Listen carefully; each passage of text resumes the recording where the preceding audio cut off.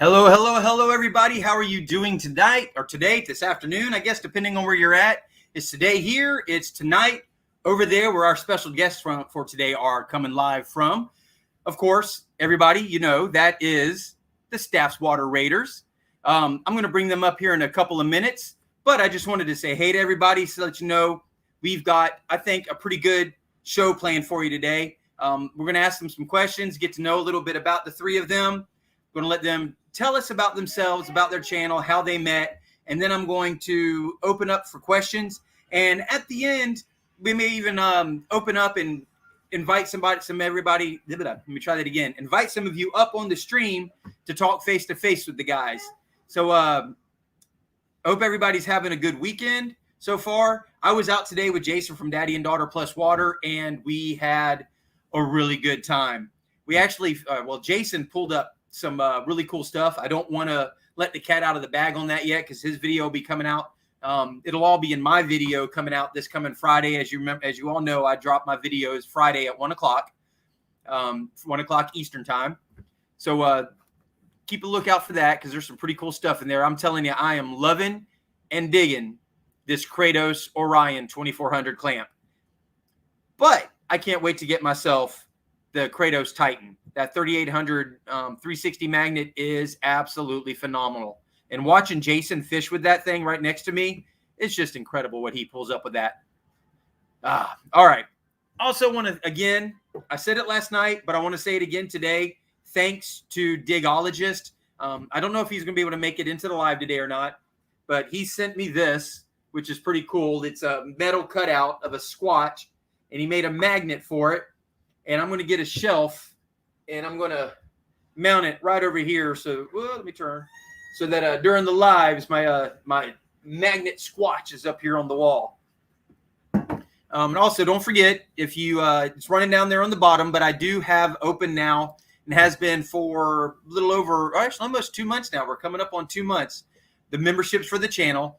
Any funds going in, what that does is it helps with the prizes. It helps me to be able to provide the t-shirts when I do the giveaways, shipping when I ship anything.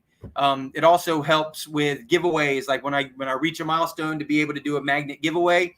And coming up, not this Friday. The first Friday of December will be my first members only race. And during that race, I will pick a prize from the Squatch store, and the member who wins that race will get that prize. So that's going to be pretty cool to do as well. So it'll be my first members only race will be happening the first Friday of December. And then I will hold those races the first Friday of each month. So without further ado, let's see. Let me say hi to everybody I'm seeing over here in the chat. You guys got in here early. You guys started chatting in here at 2:30, and we didn't even go live until 3. That's so cool. We got Nathan Perez. We got Tim W. J. Paul. See, you guys were chatting for a while in here. We got Janine's Finds. Mike from 907 Outdoors. There's another Team Kratos. Yeah. Let's see who else we've got coming in here. We got Michelle from Northwest Magnets. Lynn White. Hey, Alex from Sleaford Dippers is in the house. We got Southwest Florida Treasure Detecting in here.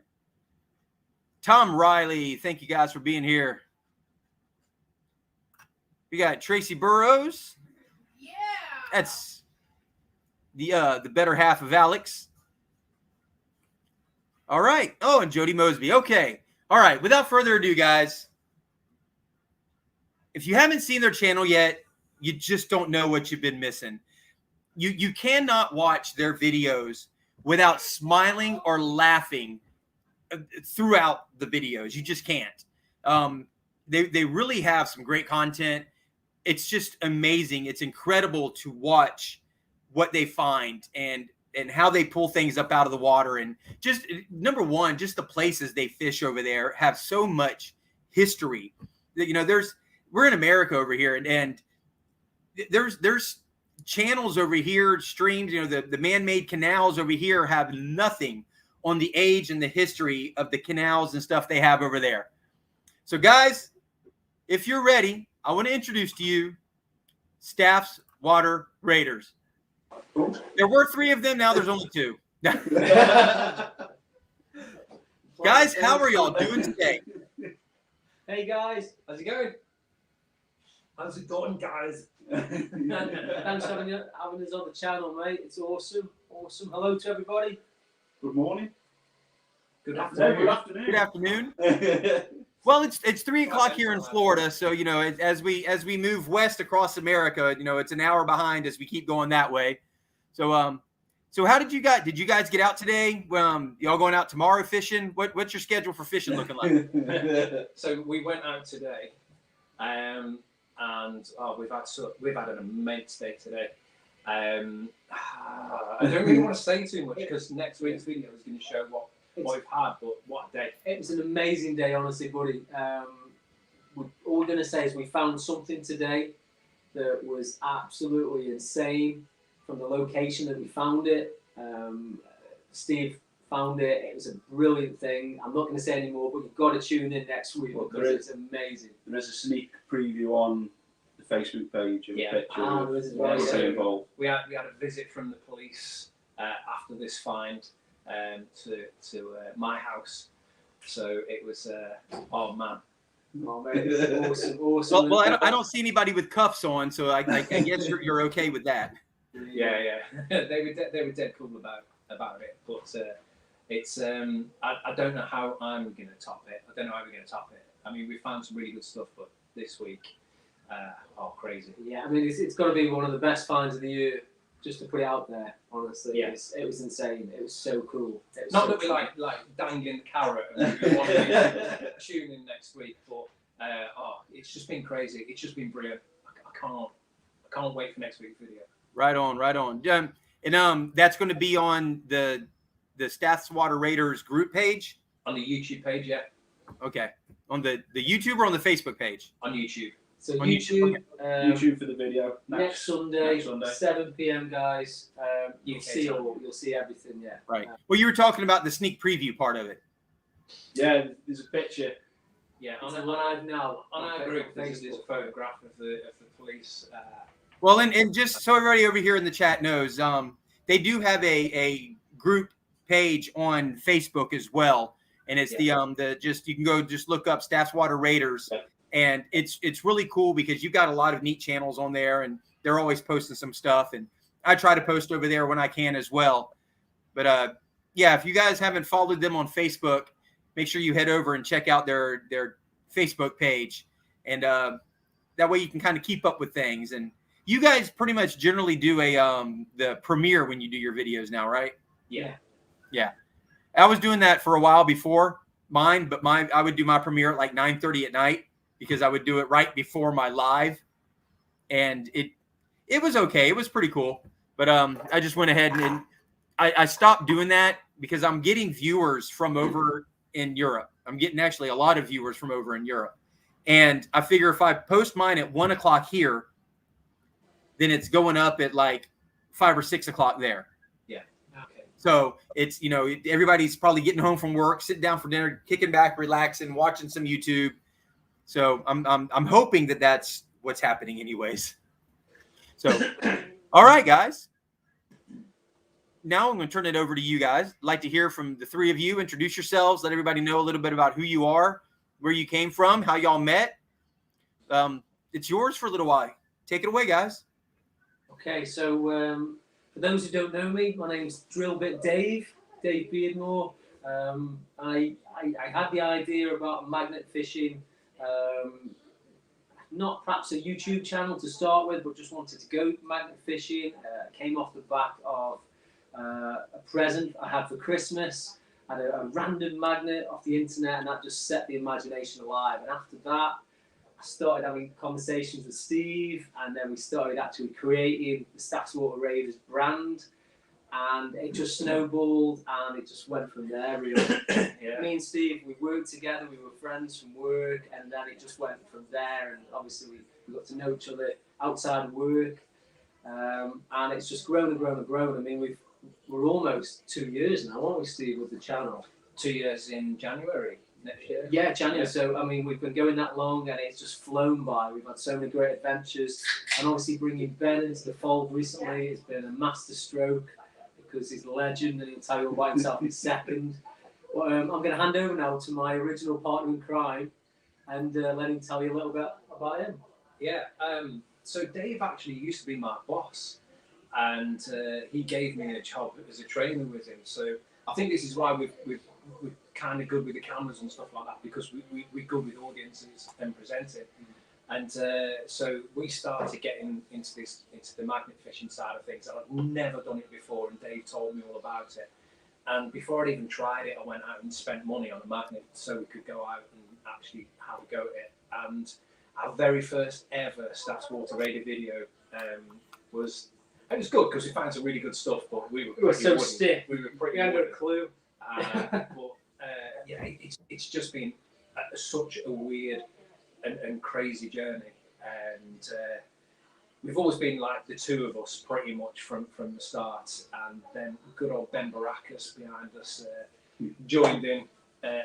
Well, he's been kind of doing it for the last few months, so. And he's probably been more present than me and Stu for various reasons: illness, COVID, house moves, all sorts of stuff, family stuff. And Ben actually stepped in, and it's been awesome, honestly. Yeah, so it just made sense to get these No-brainer. logos, get the logo changed.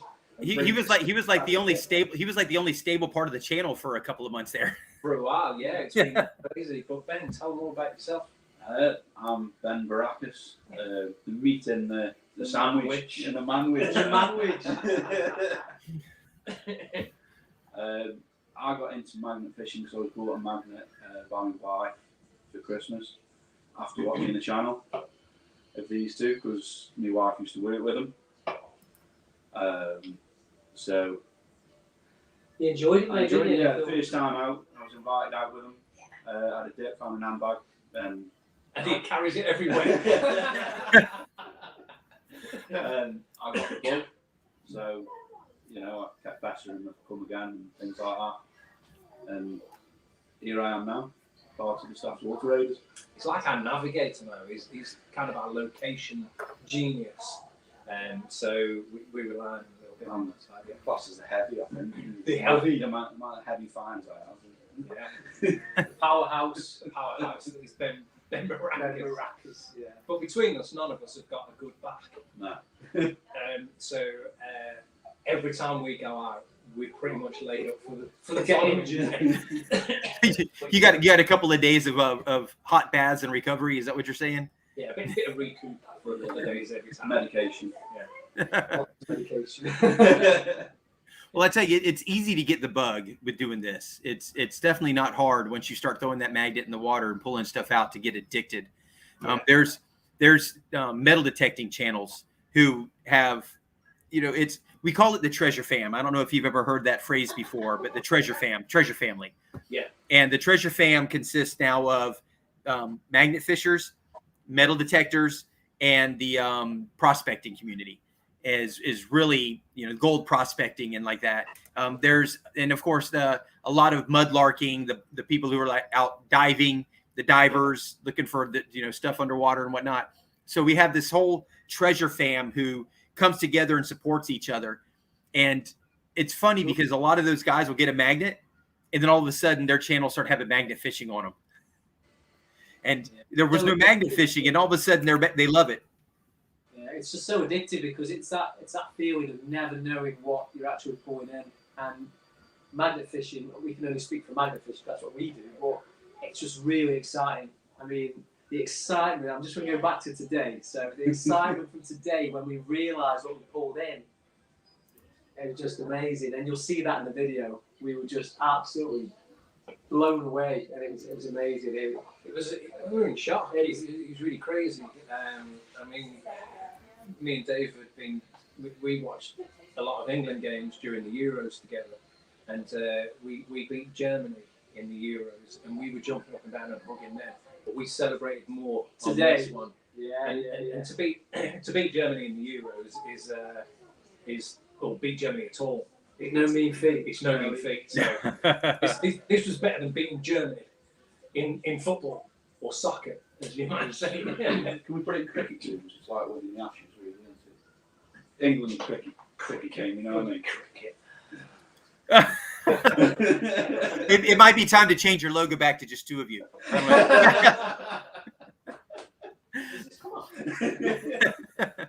So It's just something that I think for anyone who's not actually done magnet fishing, mudlarking, and metal detecting, it's all about finding, and you never know what you're going to find, and that's the intriguing bit that just keeps us going. So every week we go out, we pick locations, Ben picking locations for us that could have historical finds, dangerous finds, Nasty areas. yeah, anything that belong to crime, safes, jewellery, guns, weapons. You just never know. Underwear sometimes even. I am the master pants finder. But Sniffs it out. the good thing is, a lot of the times we do try to theme our days out. So we do a bit of research into the areas, and we like to find out backstories to things that are going on. And I'm not going to give it away, but by naming the bridge, but we've tonight discovered a bridge where there's been a murder, and we're going to be putting that on our radar. So the body was found. So we're going to be going with that. We've had stories about what we call the Kids Grove Bogger, which was a woman that was murdered and beheaded on her way to Liverpool. Was it Liverpool to London or the other way around? The people that were transporting her thought that she was carrying priceless jewellery inside her stomach, so they cut off her head to try and take her out. We've got horror stories. So this what we call our honey hole or Dagobah, if you've watched the videos, where we've gone to this one particular spot quite a lot. And we've recently found out that that's supposed to be one of the most haunted places in Staffordshire. If you believe in like spooks and things like that. But oh, absolutely, 100%. We really like to theme places. Military sites as well. Yeah, military sites. Looking into. Yeah, and where we've been today isn't that far from an old munitions place. Hence our excitement. So. I'm just seeing one of the notes come up from the chat there, and Leeds Magneteers had an interesting find the other week. A bull guy. Nice. Your was fine. No, let's not go there. Let's not go there. There's a story behind that, I'm sure. Yeah, I think Dave's probably thinking, I thought no one would ever find it. That's the one thing that magnet fishing has done is it's no longer safe to try and dispose of criminal activity in the water. No, and I think that's actually starting to. I think criminals are starting to become a little bit savvy now, and we're finding less and less things like that in the water because I think they're disposing of it less and less in those areas. So to find something that's probably a little bit sinister, it's quite, I wouldn't say rare, but we do get excited. Even now, we've been doing it for nearly 2 years, and if we pull something out like a knife, we still get excited about it. And I know a lot of magnet fishers, it's another knife, or it's the third one I found today, but we still get excited about it because it's such a great feeling to find these things. And it's the backstory. Why is it actually in the water? Was it dropped by somebody who's got a boat, which is very innocent, or was it connected to a crime? And you just don't know, and that's the intrigue, and that's the mystery. And I think that's what it is. It's just yeah.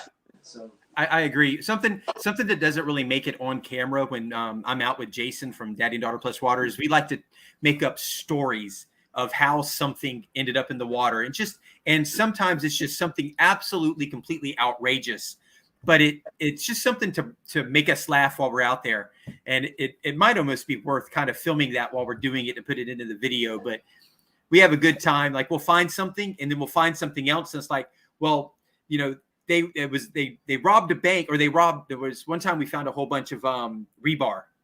Yeah. And it's like, okay, they robbed a construction site and they were running from the cops and the car went off the bridge and all the rebar went all over the place. And then we'll find something else. It's like, and here's part of the car that they were driving away in. It's we do the same. We find a lot of items that we think belong to a certain person that we won't name on the live feed tonight, but we do have a bit of fun with this character. Short, don't yeah, and we do make up lots of stories like that, and it just helps, and it's fun, isn't it? It's all about having a good time when you're doing magnet fishing, and it just adds to it. It gives you something to laugh at. I was watching one of your videos actually the other night, Jason, where you pulled out that Rubbermaid car. Yeah. From the river, and it's amazing how like you threw the magnet kind of under the bridge to kind of follow it because it was running away from you, wasn't it? Yes. But I'd like to think, what was going on there was someone riding that down the hill, and it ended up in the water, and is that person still at the bottom of the river, haunting the place for their Rubbermaid car. You know, was somebody cut up and disposed into that and thrown into the water? Yeah. You just, you know. Well, that day there were 2 items that came floating across the surface that I pulled up. That boat seat. Yeah, I remember that. Yeah, that was it. And that thing, and that I didn't think I was going to catch that tote. That was just a complete blind shot under the bridge when I threw it up under there and just happened to land right on top of it. Yeah. So that was pretty cool. The boat seat was a lucky one as well because you went through the gap behind. Yes. It wasn't even magnetic. You just threw the gap and pulled it through. All the metal is on the bottom of the seat, and I Yeah. didn't even get anywhere near any of the metal, which No. was that was a cool find. Absolutely. We've me and Jason have found 3 or 4 guns off of that bridge now. Yeah, and it's always worth going back to places like that because Oh yeah.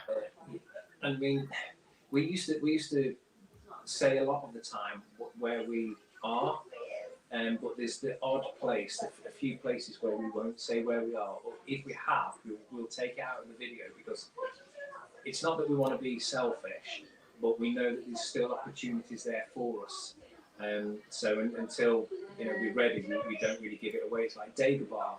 Only a few people know where that is, and those are the people that are local to us that recognise it. So not a lot of people know it. Well, you forgot about it and found it again, didn't you? Mm-hmm. You forgot about it and found it again. Yeah, I drove past it a few weeks ago, and because I drove past it in a different direction, I didn't recognise it. And I was like, oh my God, that looks like an amazing place. And I got home, I got on the maps, and I was looking at it on Google. And I was like, where the hell is this thing? I was like, there's Dagobah, but where the hell is this other pond? And then I clicked in, but it was Dagobah. And I was gutted because I thought I'd found somewhere new. I was so gutted. That's funny. So what do you guys do for a living? I know that Steve, you're into music because the picture you sent of you with your shirt on, there were guitars all behind you. Yeah. Well, believe it or not, I'm not a musician. Not professionally. I actually work in a call centre. I'm a manager in a call centre. I used to be a trainer. I used to work for Dave as a trainer. He used to be a training manager with us. But I moved into a different role in business. But music-wise, I've always been into music since I was about 14. And believe it or not, Bill and Ted's Excellent Adventure was the reason why I wanted a guitar for Christmas. And it went from there. So I've been in like various bands. I've done my own thing. I nearly got my band when I was a teenager. We nearly got signed by a record company. And I don't know if you've heard of him, but some people watching might have. Chesney Hawkes. We nearly got signed to his record label, and our drummer left. it didn't happen. But I actually play pop punk covers from bands like Green Day and Bowling for Soup and things like that. So that's kind of what I do with my guitars. So, but I have fun with it. It's really good fun. And if I could get paid for it, brilliant. But I'd love to have a job slinging magnets. Get paid my wages for throwing a magnet in it now. Yes. I'd do that until I die. That would be amazing to be able to do that. I agree. And I'm a musician also. I'm the one that really, truly, absolutely matters in a band. I'm the drummer. You're a bassist, are you? No, I'm the drummer. I was going to say, every bassist thinks they can't. And no offense to bassists, but even the drummer's better. Yeah, I've been a drummer since high school, and that was completely by accident. Yeah. But yeah, so that's why when I saw those guitars back there, I was like, all right, absolutely. Yeah, I love it. Music for me, I think I've got my own soundtrack in my head, and I'm the only one that hears it. But I think you've let that soundtrack out a few times on some of your videos. Yeah, believe it or not, I mean, I sound awful on the canal side, but I can actually sing. ish. Well, and I was going to bring that up because, you know, it just, you goofing around out there, you can tell that you've got a voice. Yeah, I just love it, and any opportunity I get, there will be music around. So I'll wake up in the morning, I put the radio on, I go to work, I've got my playlist on. If I'm working from home, I've got a playlist on. And believe it or not, I've actually got Christmas songs in the background playing. We've got the wags in the living room, the wives and girlfriends in the living room, and they're oblivious to the fact that I've got Christmas songs on the TV right now.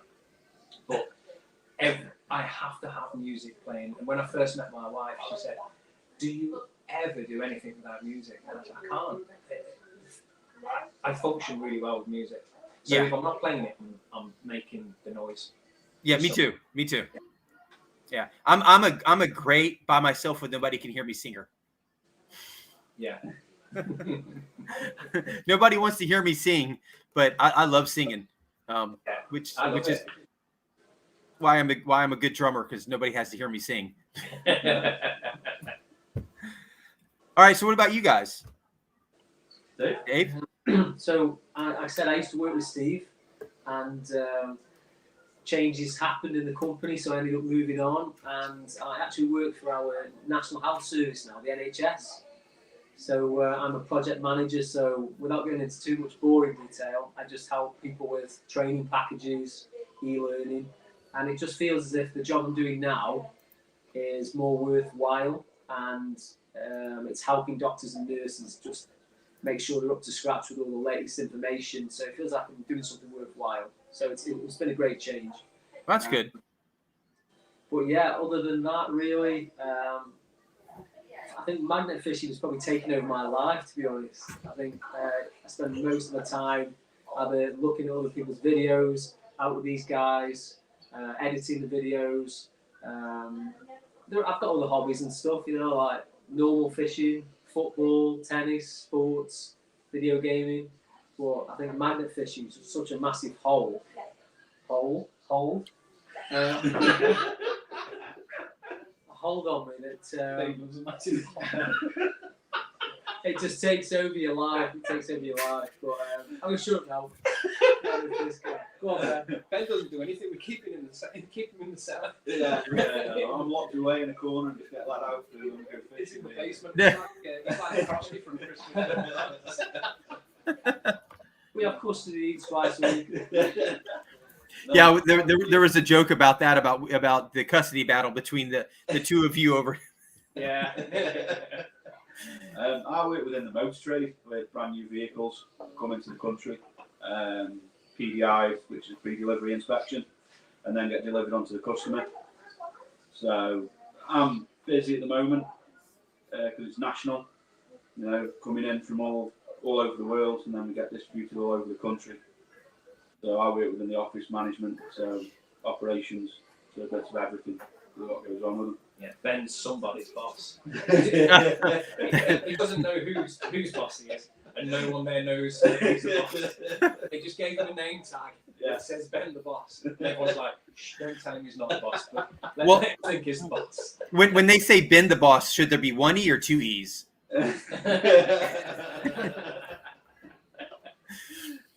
So I do have a question for Dave. You actually, I guess the two of you went out there for that one way back in the woods, hole in the ground pond with the fence around it. I guess was like a military site. Yeah. I was so intrigued by that. And you know, it's so disappointing actually not to go through all three of it. It was 3 water tanks on an old RAF site that had been there for, I think the actual base had been there from the First World War. So much promise, so much like intrigue and mystery. But because it was all fenced off, as you saw in the video, I just had a complete nightmare. I couldn't even get to it. And I managed to fish 2 of the tanks. Then the first, the only tank I did manage to fish was the one closest to the actual base. And I still think there's probably good stuff in there. But the thing is, Dave, I used to work on that site and there's more tanks. And where's the more tanks? And I'm not going in there exclusive. because the only thing that we're likely to catch from that place is Legionnaires. Yes. So it was a shame we couldn't actually get closer access because it was really hard, as you saw, and I just kept getting caught on everything. It was like a jungle. But you never know. There could still be Spitfire parts in one of those tanks, weapons, dog tag. You know, the mind just goes wild thinking about it. Oh, it does. Absolutely. Round the back of that side, because you were at the front, the other tanks are actually open. These 3 underground tanks, and there's an above ground tank on the other side as well. So again, if we had this guy when we were doing that video, as a location master, we would have gone to them as well. So we might have to go back there for unfinished business. Because over the whole side there's also underground tunnels from when they used to have the air raids. The pilots would be ready, and then they'd run down these tunnels. They're probably a mile long to the airfield, to the airstrip, and the tunnels are all still underneath, and all the local area and the housing. That's water moles. I know the tunnels have still got all the Second World War posters up on the wall. Everything's still down there. It's untouched. We are going back there. So we are going back there. It's right. Breaking news on the special edition of Squatching After Dark. But no one else is actually allowed in there, which is really good. So we can tell anyone where it is. But we've got permission to go there. It's private. But yeah, definitely. I think that's definitely worth it. If they're open, I mean, it's easier access. Those tunnels as well. If we get some footage of that, I mean, that's amazing. Ben, you bad man. Right? So we call him Ben Baracus. All right, so now he's back on the logo, so we're good now. There was the one video with you guys. Y'all were like in the middle of downtown area, it looked like, and it was just some like the pedestrian bridges. Oh yeah. And you guys were getting harassed. Yeah, Stafford. Oh yeah, by the Cameron. Yeah, and the police came to us, and it was a bit of a crazy day because before that moment, I don't think we'd had that much involvement with the police ever. No. And they were good to us, to be fair. There wasn't any trouble. But that was a bit of an eye-opener that day where that woman complained and said what we were doing was dangerous. Yeah. I mean, we've got a good reputation. We're dead nice to people. We're always polite. We don't fall out with people, especially on the towpaths and things like that, because you just never know what kind of trouble that might bring to you. At that point when they were, you're not allowed to do that, I found it quite hard to kind of keep my cool and not retaliate. So I just thought, kill them with kindness. Have a nice day, have a great day, mind there you go. And there's like, no, we won't. Right, no, we won't. And I just thought that's okay, but it was just simply a fact of they didn't like it, so I shouldn't do it. And that was their attitude to it. But we also on that video they said, oh, that's illegal. I mean, no, it's not. And at the end of the video, we kind of backed it up with the police actually stopping and saying, is magnet fishing illegal? And that was the police asking us, and we was like, no. We told them about the bylaws and all that kind of stuff. We educated them a little bit. We showed them this great big knife that we pulled out and asked them if they wanted to take it away, and they said, no, just dispose of it yourself. And then they let us go on our merry way. So, and they were generally really impressed with the amount of rubbish and metal that we were taken out of the river. Yeah.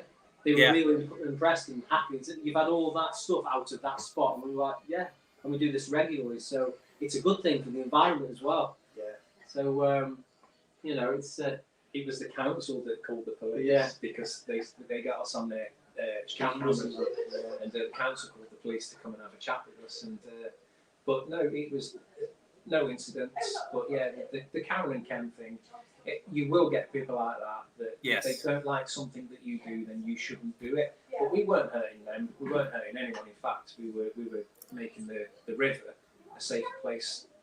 Well, here's the way I look at people like that is some people just aren't happy unless they're trying to make somebody else's life miserable. Yeah, that's just who they are. And like you said, it is hard to control yourself and not let yourself go to their level. But if you can kill them with kindness, you will piss them off more by being absolutely nice to them. Have a nice day. But that's I think that's what I kind of aimed at a little bit. I'm not going to lower myself down to your level. And you could tell. I mean, they were taking photographs of me, so I posed for the photographs as well. And I think that annoyed them even more. But they walked up, and we didn't hear anything else from them. But I think looking back, I wish that I'd have spoken to them a little bit more and told them a little bit about what we were doing, why we were doing it, and tried to make them see a little bit of reason and understand why we were doing it. But some people you probably just can't convince or talk around otherwise. So we just left it at that. And to be fair, we've only ever had a couple of incidents where people have been. I mean, there's a guy that threw his. There's a guy that threw. He picked up a dog turd in a tissue and threw it into my fines bucket. And I threw it back at him. I told him, I think he was an elderly guy, and I wasn't going to get too angry with him. But I did lose my temper a little bit with him then. And in the end, I just took it away from him and said, "Do you know what? I'll do it. Just get lost, kind of thing." But he asked me if he could throw it in there. I said no, but he did it anyway. And I was like, "What are you doing?"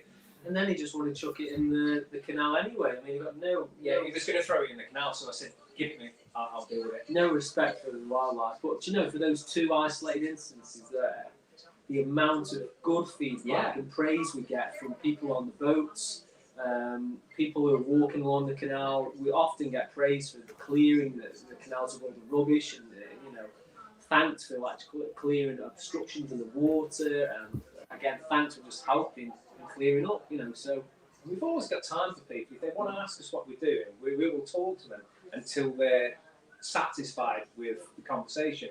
We don't try and fob them off or talk to them to be like, yeah, we're doing this, but jog on. We talk to them until they're satisfied with the fact that they've learned as much as they can from us, and they're ready to say, well, thanks for that, and they'll walk away themselves. We've always got time. Yeah, I mean, we get a lot of subscribers from actually talking to people on the bank side, explaining what magnet fishing is, why we do, what we find, the benefits to everybody. And generally, most people are interested and go away thanking us, nice to talk to you. So we judge it on that, really. Yeah. For those idiots who have got nothing better to do. Yeah. Those keyboard warriors, yes, Ben. Right. Yes. We all have them, unfortunately. Sometimes it's deserved, unfortunately. So you guys have ran into some famous people, haven't you? Or some well-known people? Have you out there walking on the paths? Maybe some well-known people. Well, I found with certain celebrities' items. I don't know. Is there something that can help us out a little bit?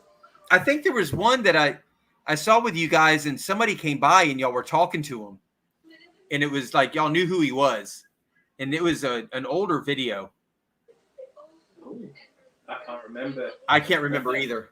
I don't think we've bumped into any canal side celebrities, but where we live, so we have got a theatre near us where we've regularly got celebrities having the photograph because they go and do like pantomimes and plays and stuff like that. So we've always got the odd celebrity walking around. Right. And my wife thinks that I get starstruck over the most minor celebrities. And I probably do a little bit. If you can hear all that rustling and crunching, that's our wives right now taking the snacks away from us, giggling to themselves and running off. It's like having a pair of goblins in the house, isn't it?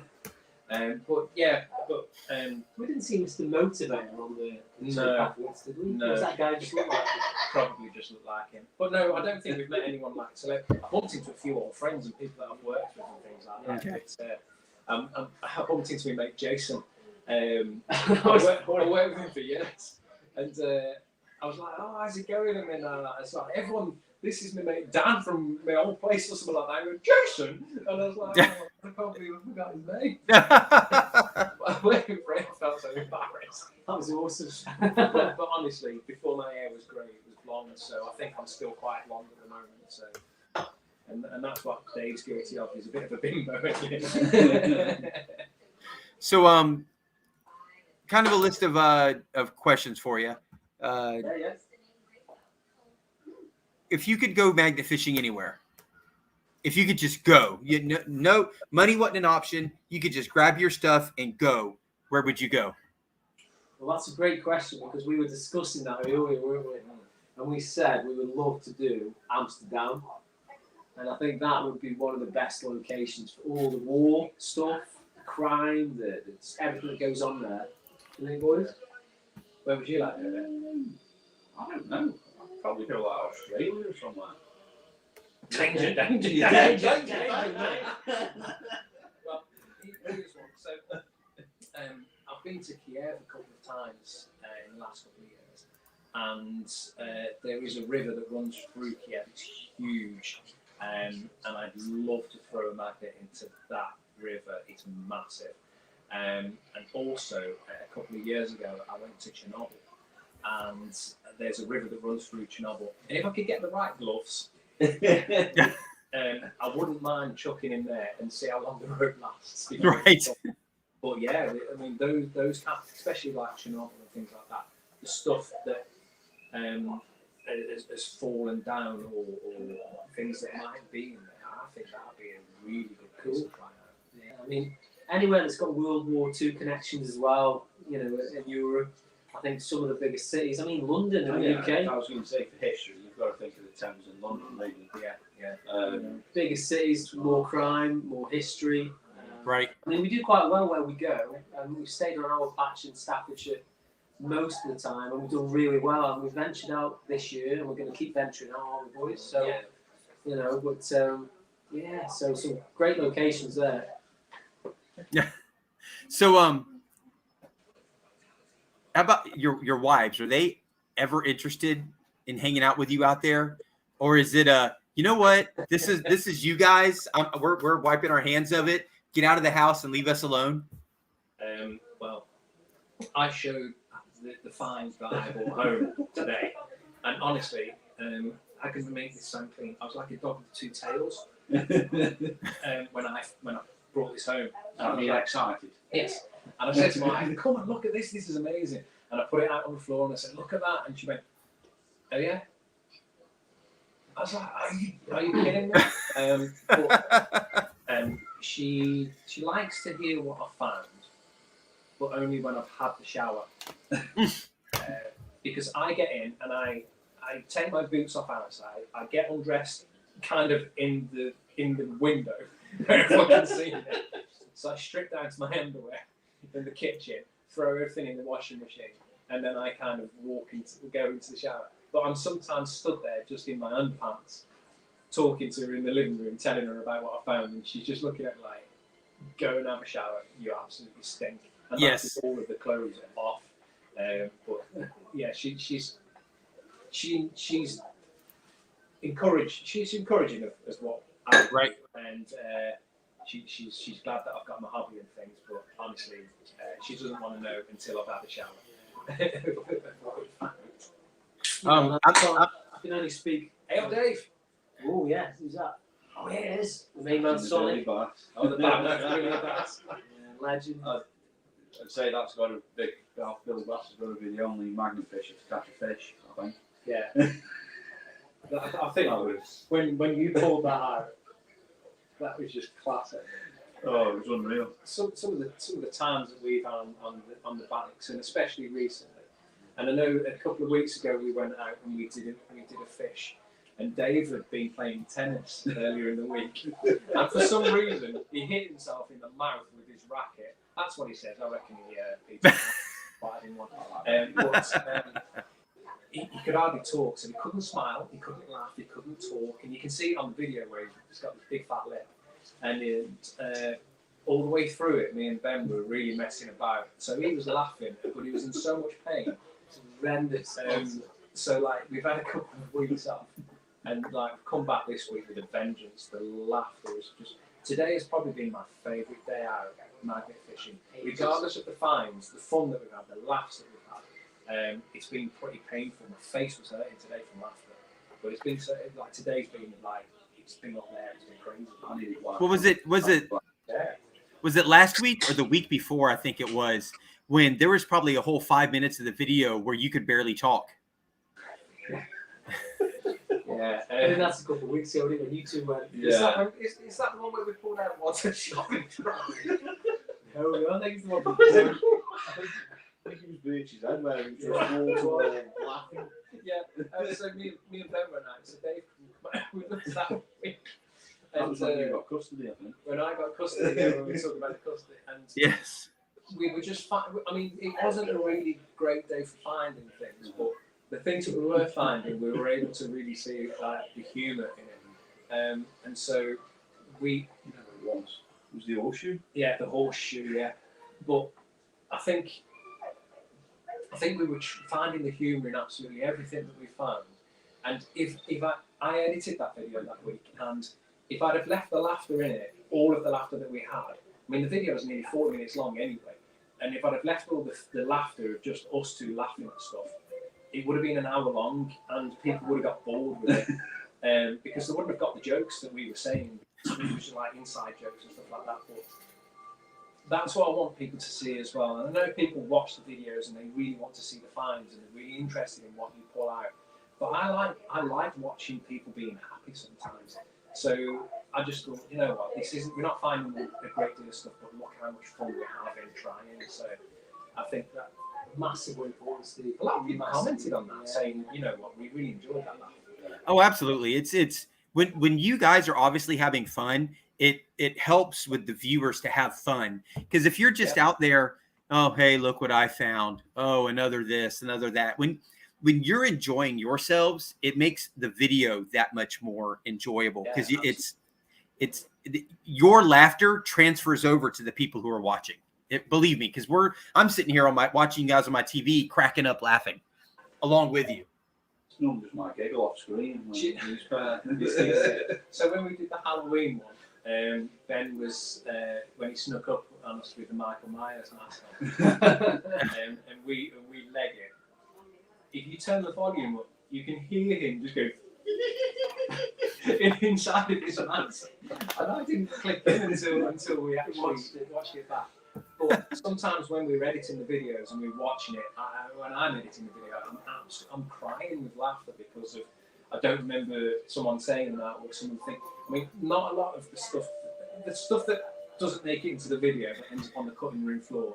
You know, we everyone swears on the canal path, and people, you know, we've got jokes that we can't use online and things. Yeah.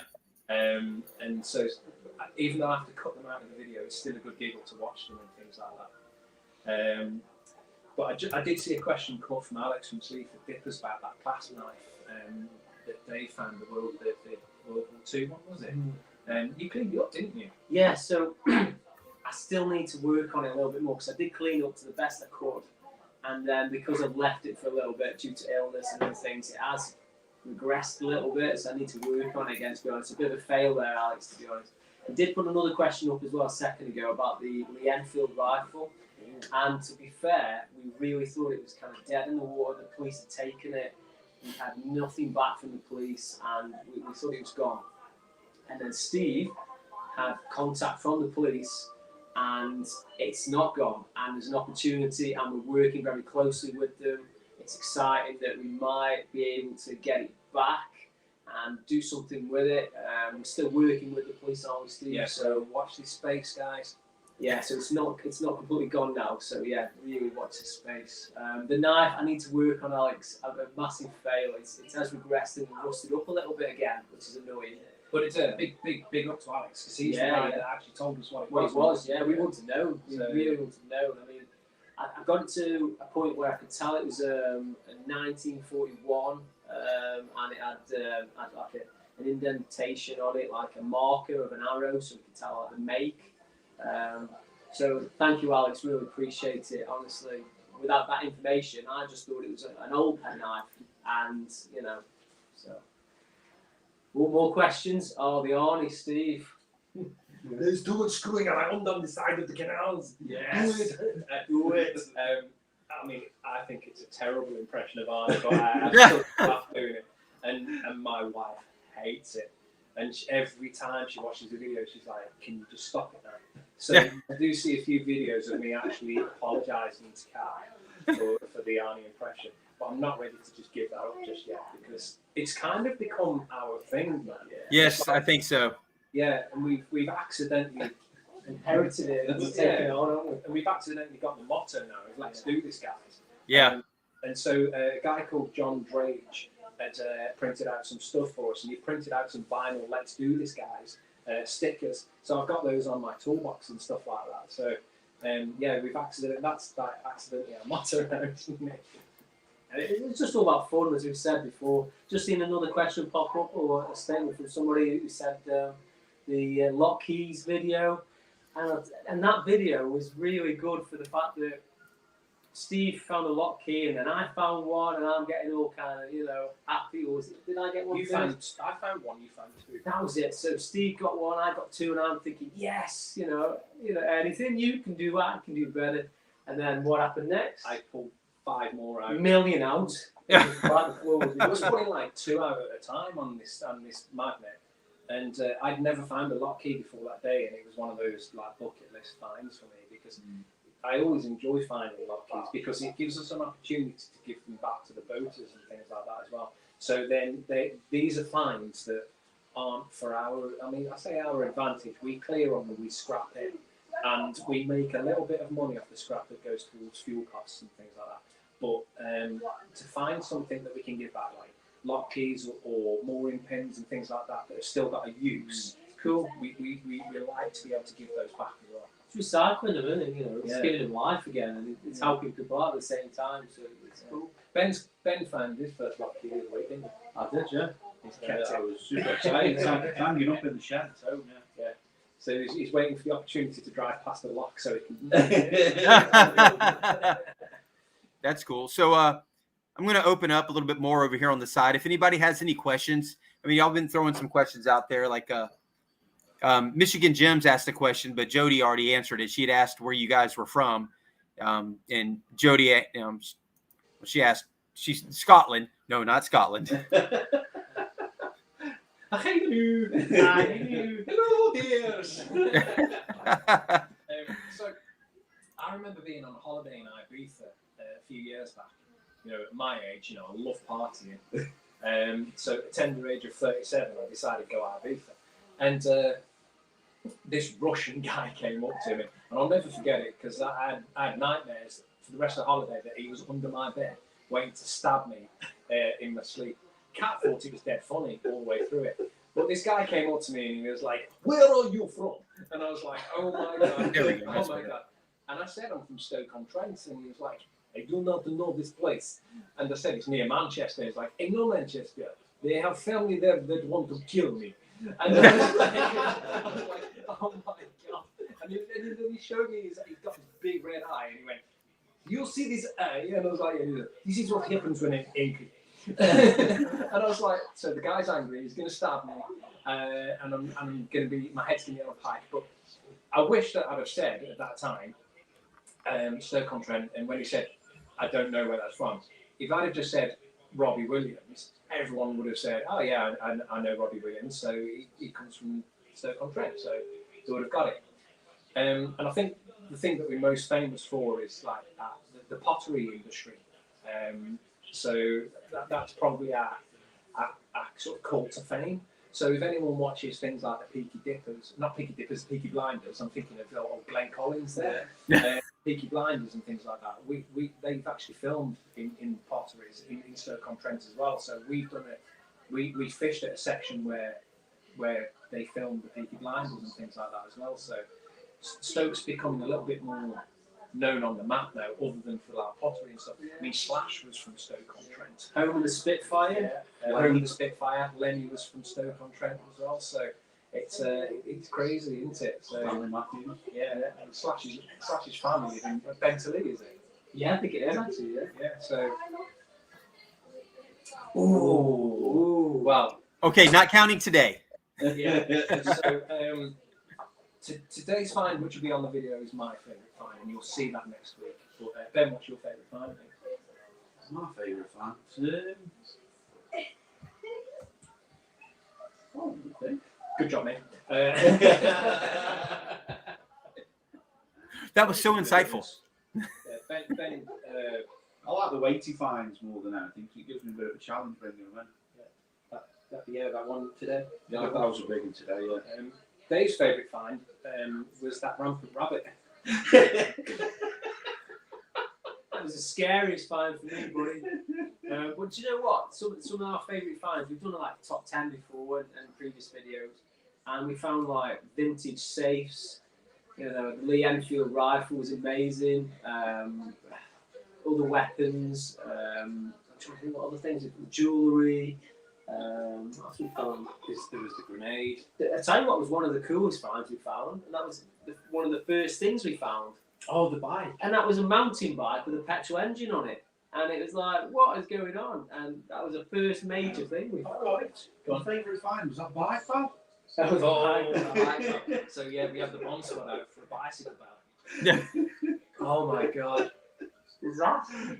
I got such a sunburnt neck that day that it is actually, you can still see the tan line now, and that was back in June, July. Crazy. But the thing is, this thing was congealed, it was rusted, it looked like a frag, and we just thought, we can't chance it, if you can doubt, call them out kind of thing. And even the army was stumped for ages, they didn't know. And he was x-raying it, he couldn't figure it out, and then he started whacking it against the side of the towpath. And we were like, what the hell is he doing? Run away, run away! Right. Danger, danger. Yeah, and then he brought it up to me as a bike, and I was like, oh my god, we've just shut off an estate. For about 4 hours. The guys in the boats couldn't come past, there was traffic, there's 6 police cars, the bomb squad. Probably made the local news on the radio. There's a bomb in Cheshire, you know. But then bike belts are quite dangerous. They're quite big. that could come keen if Hit somebody, you know. But you know what? We're never ashamed of the fact that we're a little bit daft. And if people do sit there and have a moan about it, oh God, it was a bike bell, or they want to, I suppose, be spiteful about that fact, that's okay. Because you know what? We had a great day.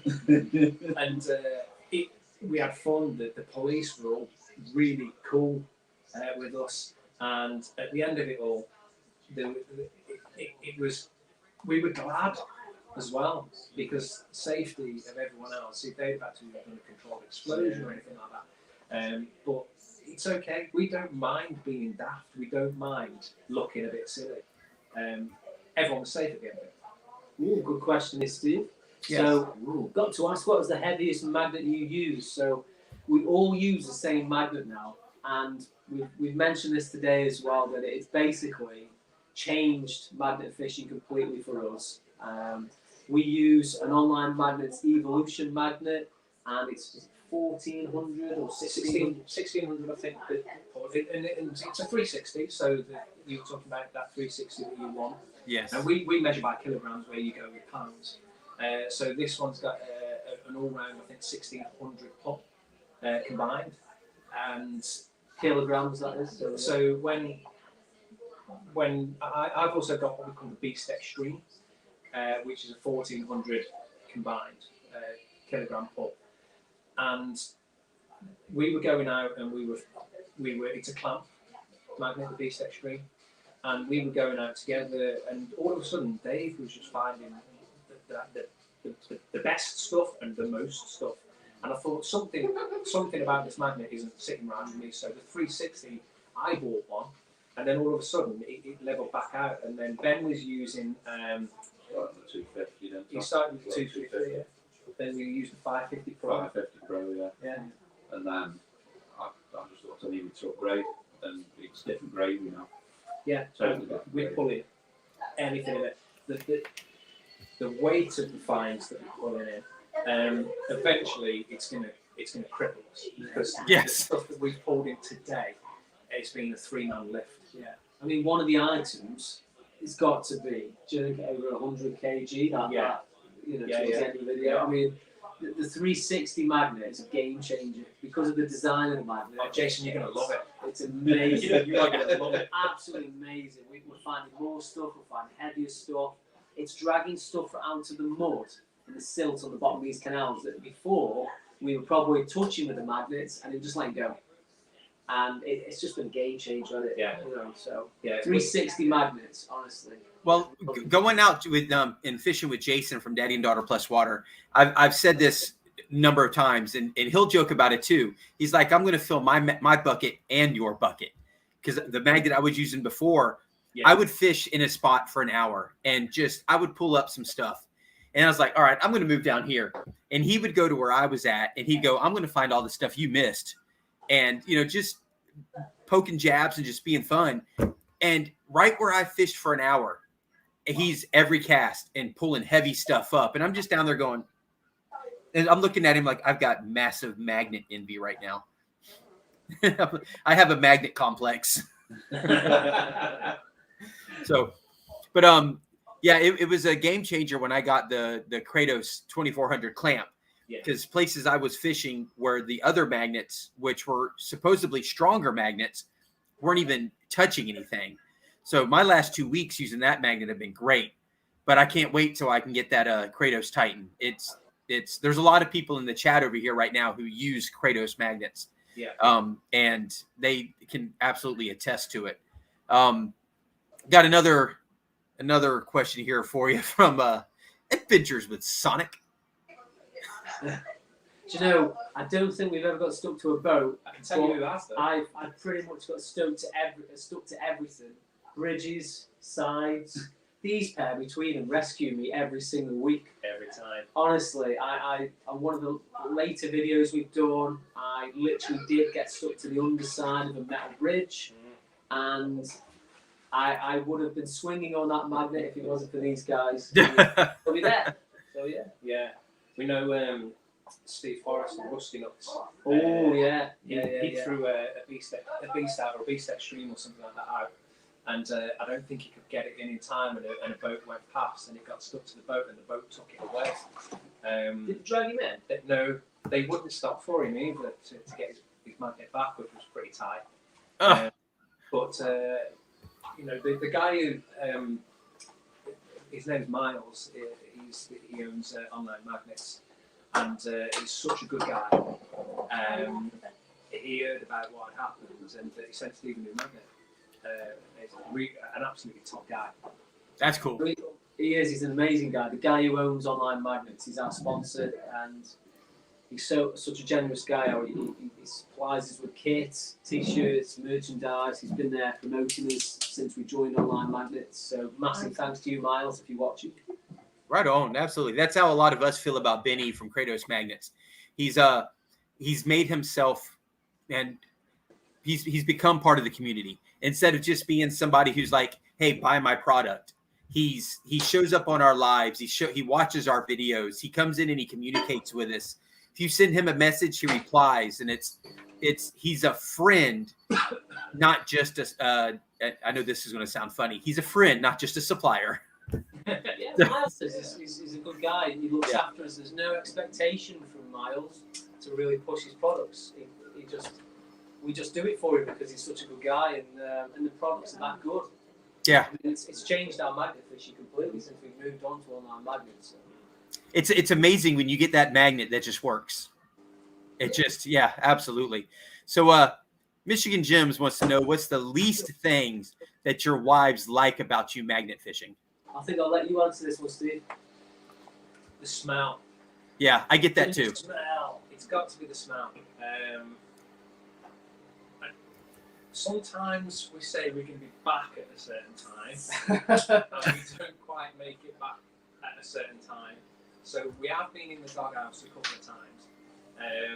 Don't know what you're on about, Steve. Never happens to me. Doghouse Dave here. But it's very rare that we'll get into any kind of trouble over getting back at certain times, as long as we know where we are and we come back on the time we've been there.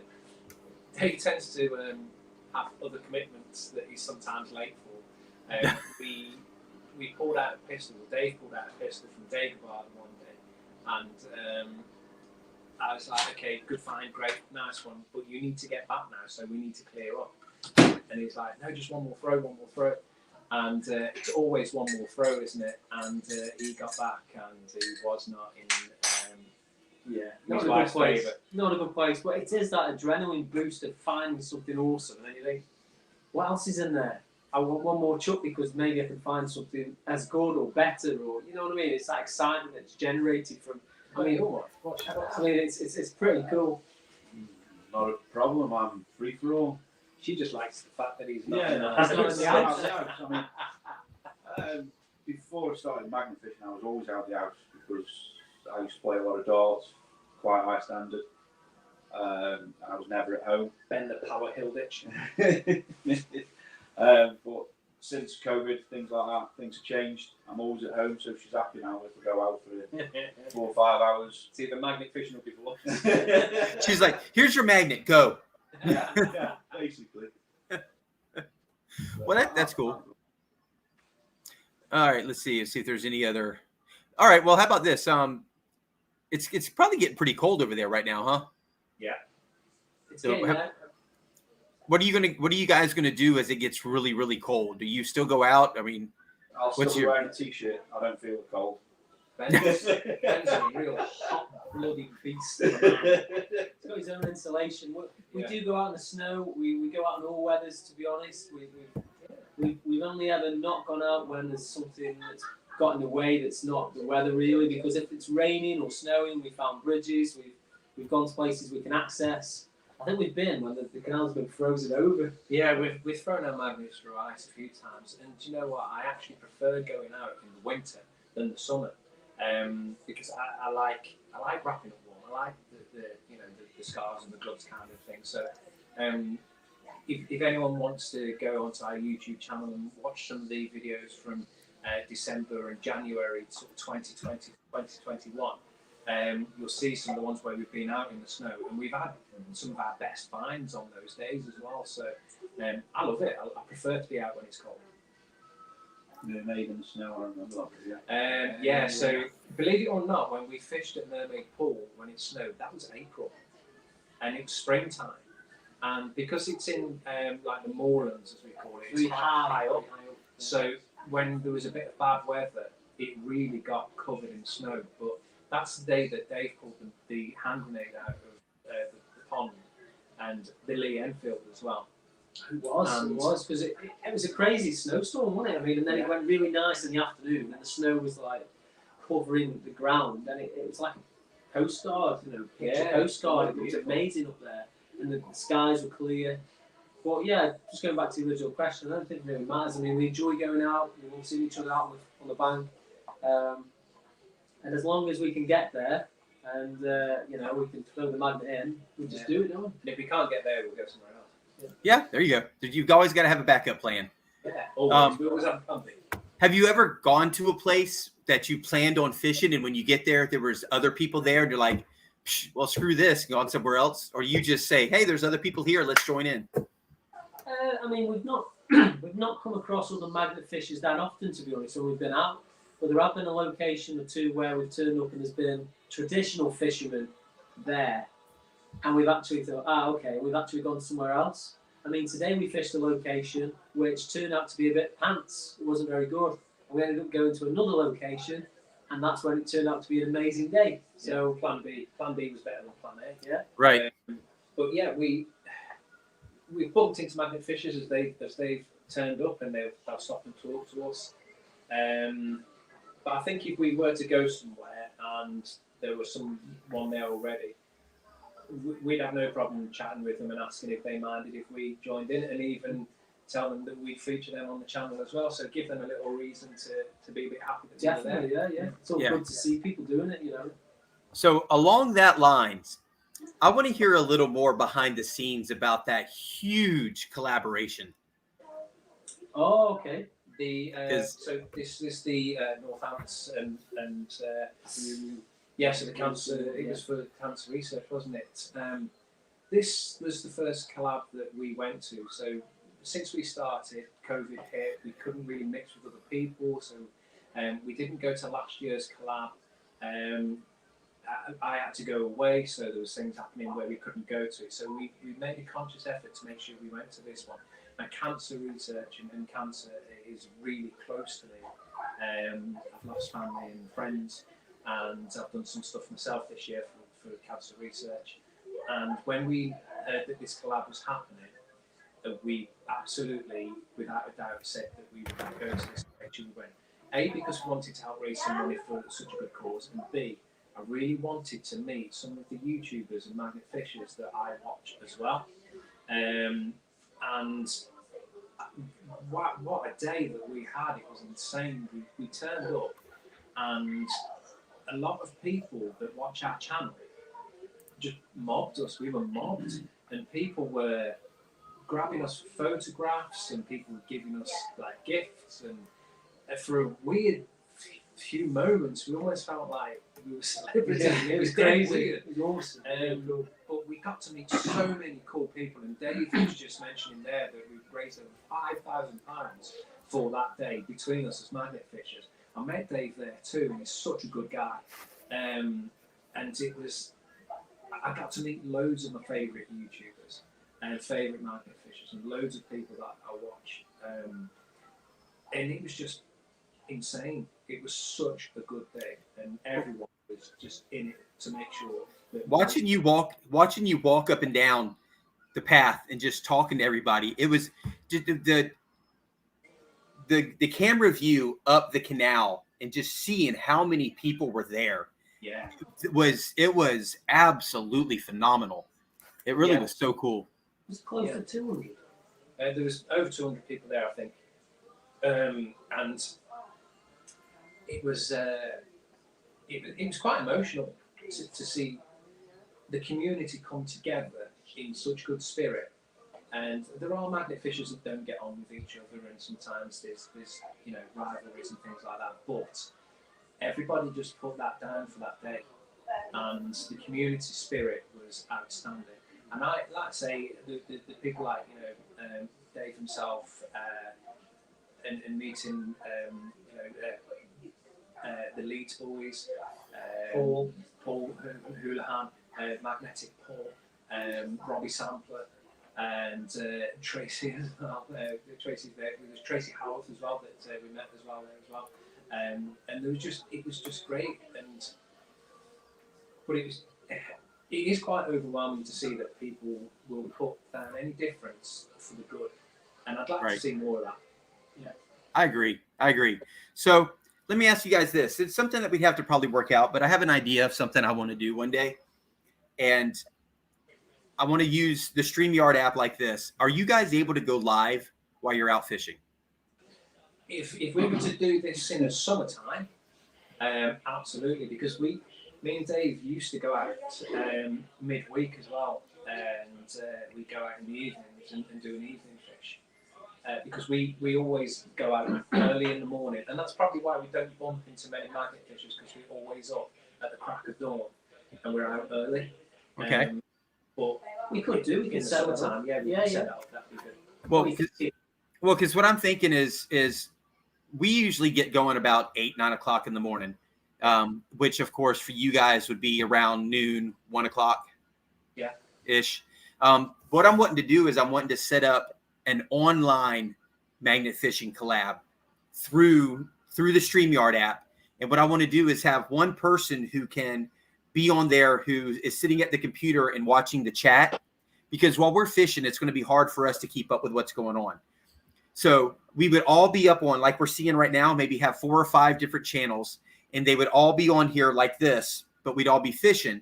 And there would be one person who would be watching the chat and could be relaying to us the questions or the statements that are coming up in here, and, drawing attention. So as we're finding stuff, we could come over and say, look, what, here's what I found. And, but that person could say, oh, Stats Water Raiders, Dave has something and could make it where, could do like this thing. So bam, say, look what he's, then hold your find up and then go back to the regular screen like that with everybody else on there. So I'm thinking about setting something like that up. Would you guys be interested in doing that? Absolutely. Yeah, it'd be amazing. It'd be cool. Dave's found the drill bit again. And have it set up and go for maybe a couple of hours. And, and I think it would be really cool for cross channels, promote it really well, have 4 or 5 channels up on there and everybody just fishing and showing their finds as they're catching them and everything. And Yeah. I think that would be a really cool online collaboration. Yeah, that'd be good fun. Sounds really good fun. Yeah. Have a beeper. We have people. Oh, yeah. I'd have to behave myself, wouldn't I? Honestly. Just a little bit. The story's so dirty on this. Yeah, I can behave when I need to. I used to be a trainer and I used to have to give a good impression. Game face. Yeah, game face. I've got a good game face. No, I would, if you're going to do it, just be you. Really don't want Just be you. Right. You have to give me like a handful letter. You'd have to pass his fines to us, though, wouldn't you? Yeah. Yeah. That sounds cool. I think that'll be really good. Really good. Okay. And I kind of agree. Well, see here right now, for me, today it started out like 58 degrees and it got up to 70 with a nice breeze. So magnet fishing today was just absolutely fantastic. However, up in the northern United States, they're cold. And, there was 907 Outdoors Adventures. He's from North Pole, Alaska. And they're in the negatives right now. So yeah, it's a lot different. So it's probably something I'd want to look forward to maybe doing and setting it up for maybe early spring when it's not hot yet, but it's not really cold, and everybody would be comfortable outside doing things. So if you guys are down for it, it's something I can look forward to getting set up. Yeah. That'll be good. Whatever the weather, Ben will be in his t-shirt And shorts. and shorts. Yeah. He doesn't. Because we've changed our logos and everything, including Ben into the logo. So we've thought, let's get new hoodies and let's get new stuff done. So we got Ben a new hoodie and we've got it all printed out. And Ben was absolutely sweating his bag off today. Yeah. Because he was that hot. He doesn't like wearing anything more than a t-shirt and a thong.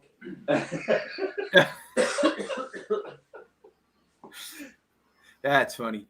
So, 907, it was 30 below, and that, of course, is Fahrenheit, 30 below in North Pole, Alaska this morning. Wow. Nice little weather, that is. Yeah, that better be sunbathing. I'd be happy. Ben would be loving that. We'd be indoors getting a million layers on, wouldn't we, Steve? Well, they'll go out fishing in that, and it's like 20 minutes. 20 minutes. Your rope is just a solid. It's like your rope is like rebar. But it's pretty funny to watch some of them try, because they're pulling their rope out of the water and their rope is just covered with ice. And Yeah, I mean, when we went out in January, February this year, we had an element of that where the rope was starting to stiffen up with the ice on it, but probably nowhere near that bad, where you could probably beat Snap someone it. with it. yeah, it's incredible to watch them fish up there in Alaska. It really is. Always broken. So anybody else have any questions you want to throw out? More than welcome to ask the guys a good question. So your channel's obviously grown. You guys have a lot more experience under your belt. You've got magnets now that are just killing it for you. Where do you see yourselves, the channel, the three of you going with the channel? Any exciting news or anything as far as, other than this great video that's apparently coming out on next Sunday? Where do you see yourselves going with the channel? It's a great question. I think one thing that we want to do more of is collabs. We want to get out of our area more often and just meet other magnet fishers. So I think that's something we want to do more. And I think the channel's naturally growing as the time's going on. I mean, we're close to 2,000 subscribers now, which is amazing for 10 us. subscribers off. And it might be less than that now, to be fair. I mean, that was when it was earlier, but it's 10, so we're close. But just more locations, different locations, meeting different magnet fishers. We talked about potential in the future having our own charity event. And I don't know, I think I'm only speaking for my opinion, but I think we're just going to see where it takes us because we're still having fun, and every time we go out, we have fun. So Yeah, it's we don't we treat the channel as a bit of entertainment that people can get to see what we're doing. We don't take it serious to the point of if we don't do a video, then it's the end of the world. It's still a hobby, but it's a channel that's growing quite quickly. So we've been doing it for let's say nearly 2 years. It took us over a year to get to 1,000 subscribers, and this year alone we've nearly doubled that in maybe 8 or 9 months. And we've had a lot of downtime, to be fair, as well. Yeah. We've been out of action for weeks, so I mean that's a great point, Steve. I think to see the channel grow and numbers that'd be amazing. Yeah. You know, and the views, to see those numbers grow. I mean, I love seeing the stats going up and up and up. You know, it's a great achievement. And now we've got this spectacular picture behind us. I can only see it trickling over the weekend. Well, look, I'm just glad now that y'all are all together, so we don't have to fight over. There's no more custody battles. So Yeah, mediation got us here. yes. We're all good now. We're all good. Feel the love. I think, let's say, having Ben coming into the team as well, I think has really refreshed it. And I love the fact that before he was even officially a team member, he was coming out with this lot, and people have really warmed to him. And we've got people saying Ben needs his own T-shirt and all that kind of stuff. But the thing is, while we were saying that, we'd already got that in the pipeline. We were already planning that because Ben's been an absolute rock for the team. So we'd already got that plan, and Ben didn't even know about it. So when I started seeing those comments, and I just thought, we need to make it happen quick. Yeah. So I think that's helped as well. You know, a fresh face into the team and things like that has really helped boost it. But honestly, So how brutal was the initiation of bringing him in? Y'all like take him out into a field somewhere, you know, and just, you know. We did a little bit of waterboarding with him in the canal. Then he had to go through our legs while we spanked him with paddles. That's kind of stuff I was expecting. Yeah. And there's some things that I can't repeat. But I think he enjoyed the sat back and crap, didn't he? Yeah, the waxing section. Yeah, that was all right. But I don't think he liked having his eyelashes set on fire. But other than that, you know, we only did it so everywhere you can see skin, like we only did it like above the sleeves and where you can't see the skin. So all of the bruises are healing, but where you can see the skin, you can see. that was smart thinking, you know. He's going to get a teddy bear out in a minute and tell you later. So here. That's awesome. Sonic says that he was a great addition to the family. Absolutely. 100%. And it's good when you've got the dynamic between the two of you already. And then, you know, when you've already got that established and you bring somebody else in, sometimes that can throw that whole dynamic off whack. And it with you and with the people who watch, and already there's an expectation when they watch your channel. But for you to do that and to have Ben come in and just everybody just took to it and just was like, absolutely, we love him, you know, get him a shirt, bring him into the family. That's and then the dynamic between the two of you, other than your that couple of months there where everything was going haywire there for you, but we were like wife swapping with people. It's just nice to see that the channel, it stayed the same while growing. Yeah, and I think when Ben first joined us, you will see it. He's fairly quiet in the videos, quite reserved.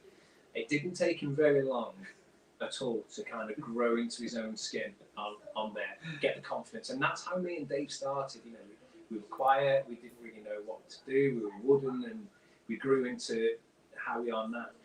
And honestly, we don't put that on for the camera. My wife rolls her eyes at me. If she doesn't roll her eyes at me 20 times a day, then I'm doing something wrong. I just mess about. And so I get out there and I'm having fun and I enjoy it. We don't put that on for the camera. We genuinely have that laugh anyway. Even if the camera's not there, we laugh like that. So Ben grew into his own skin on there as well. And he started, his personality's come out and he just fits in. So, yeah, the dynamic's brilliant. It hasn't changed at all. That's good. That's good. And you can see it. You can actually feel it when watching it because it is y'all get along so well out there, and that's very important when you're out there filming for sure. Yeah. Going back real fast to sleep. Alex says he can hear when his wife's eyes roll. Yeah, you can't you? Even if I'm not looking at my wife, I know she's rolling her eyes. I definitely can when I look at my watch and think, should have been back about an hour ago. I'm a dead man. Yeah. She's in the kitchen sharpening that knife. Yeah. My wife says to me sometimes, she says, I can't believe you're still talking. That's her favourite thing that she says to me. That's what you said. Yeah, I talk in my sleep as well. I honestly do. So she takes You're in the background. she takes pleasure in telling me the kind of things that I say in my sleep. I can't repeat most of it because she says I've got sleep Tourette's. Okay, she needs to come. She needs to come on camera right now and tell us about some of that. Oh, she won't come on camera. She will not come on camera. But yeah, she writes down some of the things sometimes, and she has recorded me when she's had a chance to do that. And some of the things that I say, it's not safe for work. That's not safe for work. I'm not going to say it. So I was heading towards a point there before Alex threw that comment up there. When you guys are out there, we see people walk by you, run by you, riding their bikes. I think we've even seen somebody go by you on a motorcycle one time or something. Oh, yeah, he looked like Shane McGowan from the from the Pogues, didn't he? Yeah, I was waiting for him to bang out a fairy tale of New York at me. Have you ever had anybody who was so into what you were doing that they actually started, hey, here, you want to throw a magnet, and stood there and fished with you for a little while? Yeah, I mean, we did a venue once, and some kids came up and they wanted to know, and we got some spare magnets in the bucket, and yeah, I just said, do you want to have a go? And they just loved it, and we get lots of people asking us what's in the bucket, what's that, how much, what we found today. Found any gold? We always get asked that same question. Have you found any gold? And we don't tell them anymore that gold's not magnetic. Yes. No, not today. Maybe have some next week. But yeah, we get a lot of people interested. Whether they ask questions, it takes they subscribe to the channel. They ask us to see what's on the tops. It's all positive. Like I said to you before, there was on the odd occasion where someone's had a moan at us for doing it, and it's very rare. There's at least 10 times more people that have been so positive about everything we do. So it's great. It's really great. Yeah, I get a lot of people who come up and then, just like you're saying, thank you for cleaning out the waterway, especially the fishing line. Yeah. Fishermen are so grateful when they'll show up and they see that you've pulled all this stuff up, and there's still fishing line attached to it, and just like that's what I was getting snagged on. Exactly. That's it. Yep. Yeah, and that's the same all around the world. The same over here in the UK. I mean, we sometimes went to a location and we gathered that many fishing lures, and we were giving them away to fishermen who were walking past as well. Yeah. Are any of these any good to you? And they were picking which ones they wanted, and so it's like recycling again. Absolutely. It's all good. It's all good, man. And whoever knows, you may find those hooks and lures again. But this is it. I mean, some of the things you find magnet fishing, you've seen some of the things we pull out. It just makes you wonder how many fishermen have been caught out and actually snagged on these things and that. So, There's always fishing line wrapped around at least 2 if we find easily. Yeah. Something else I think is pretty worldwide are. I can't remember what I've heard you guys call them. Or like the crawfish. Yeah.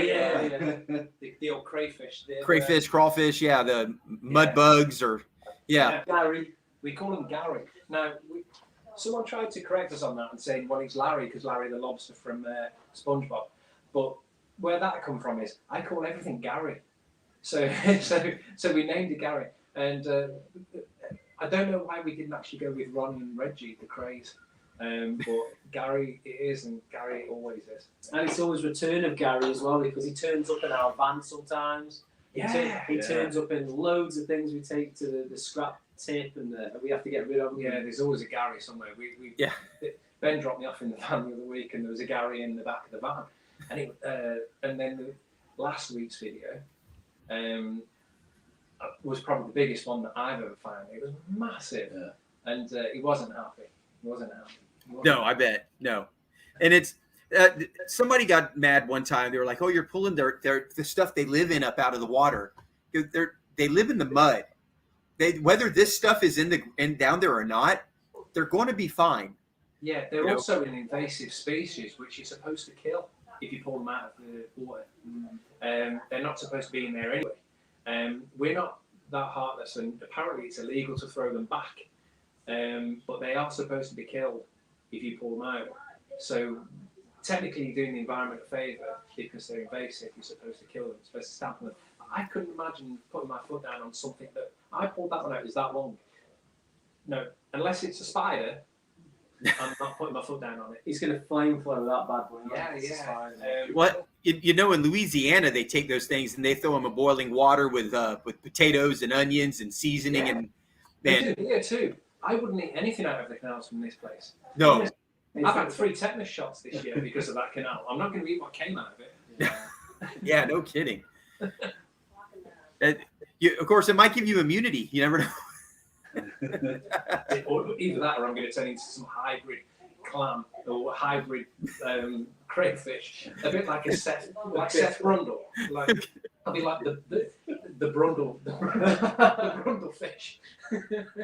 I'm going to die if you show up to one of your videos and you're wearing like a crayfish gown.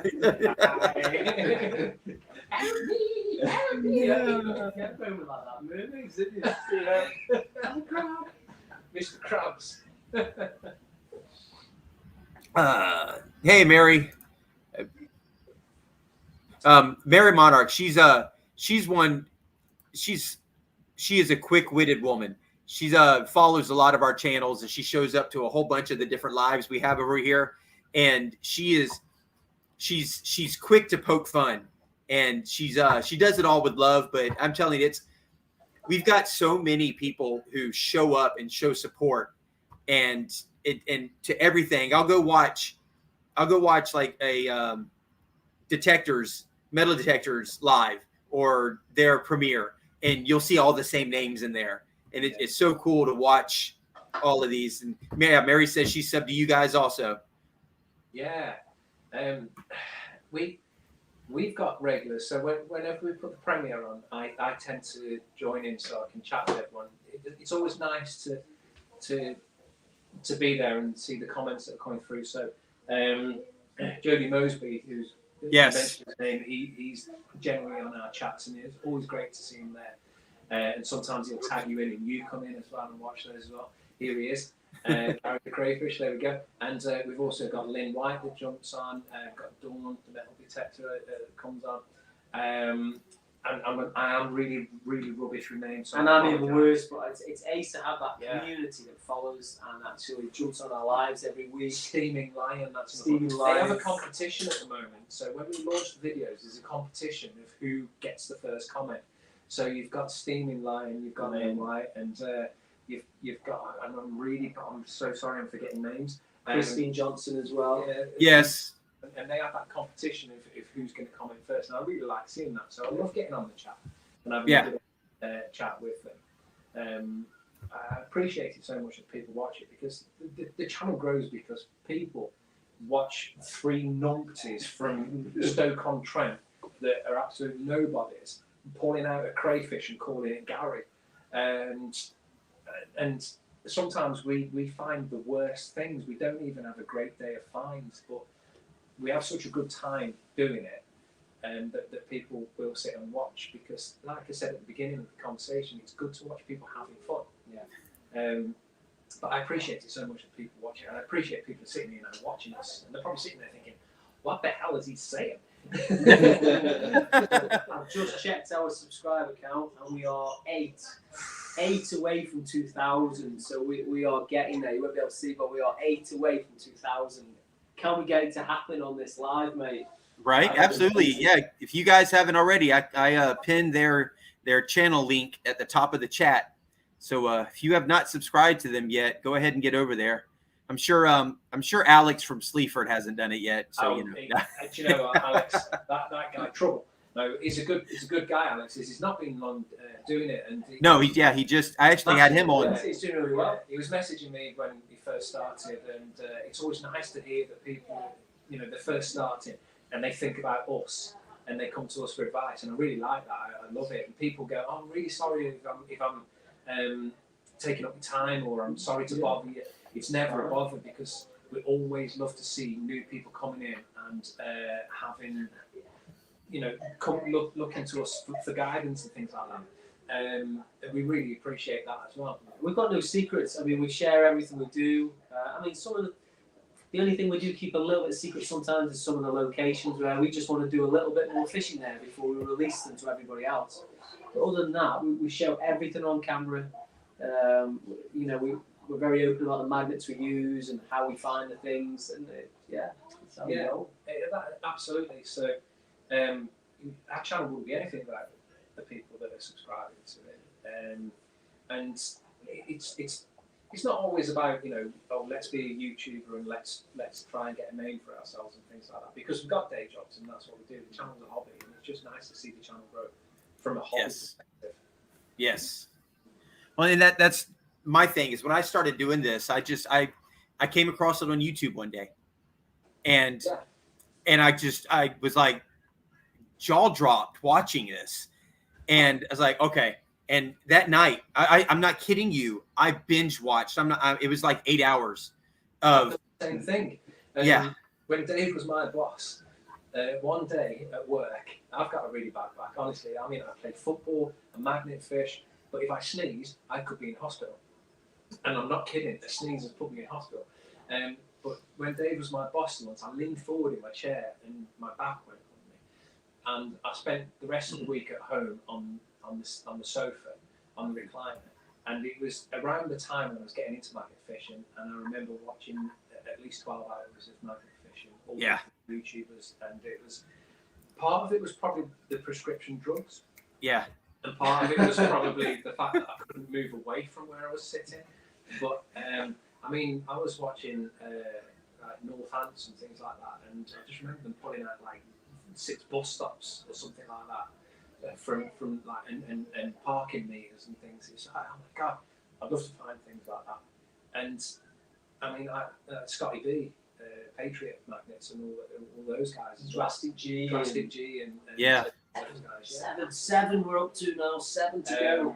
But those guys, if you think Drastic G, he's got 100,000 followers or something like that, subscribers, and they've got Northants that are over 30,000. And Patriot are in the teens and thousands or 20s maybe.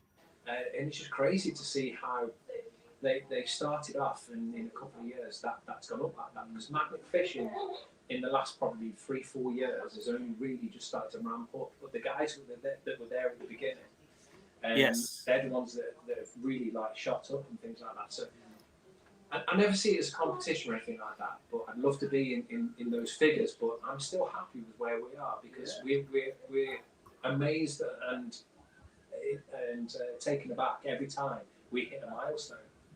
Yeah, absolutely. It's a nice feeling, isn't it? Yeah. Just to get those milestones. Like Steve says, we had no real ambitions. We're just doing it because we enjoyed it, and it's fun and it's exciting.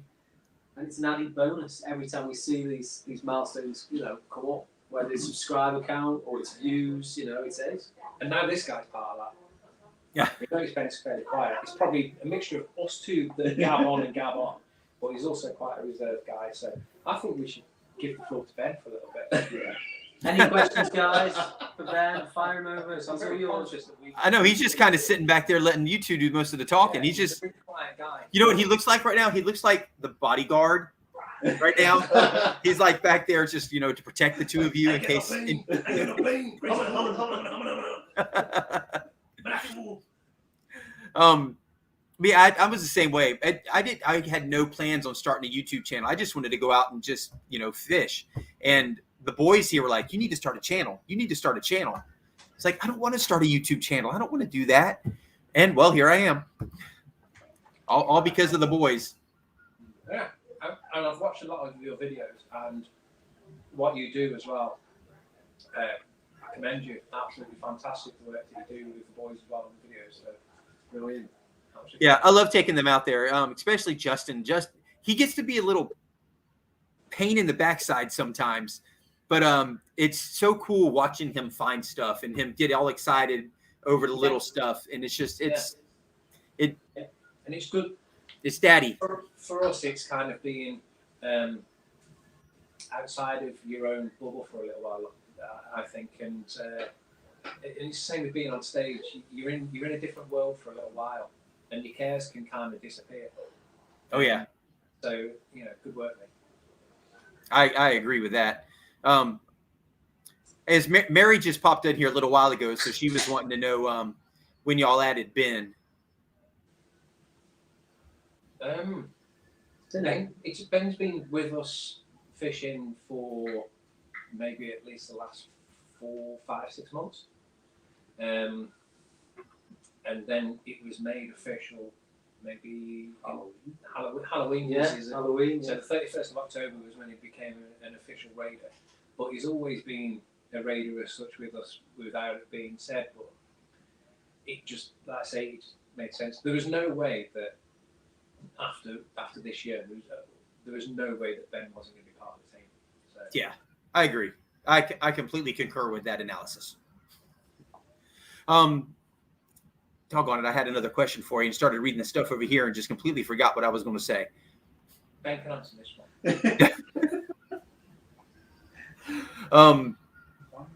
Don't you think Ben's got a really, really infectious laugh as well? I love watching him. When I watch the videos back, when I'm editing and he's laughing, I'm laughing. Especially when he's giggling through the Michael Myers mask. Amazing. Watching Michael Myers giggle was a bit weird. That would just have to be absolutely creepy. Could you imagine if Michael Myers, when he come up to somebody, he's got that knife in his hand, right before he went to kill him, he went, it's my hurt. Sorry. This is going to hurt you more than it's going to hurt me. Oh yeah. All right, your kids. Any kids? So what do you got going for? So the reason Dave's in the doghouse most of the time because he's got 3 daughters. Yeah. So I've got 3 girls, 8, 7, and 5, and they do watch the channel every now and again. Their friends from school actually jump on the channel. My niece watches the channel, and some of her friends. The kids do join in a little bit.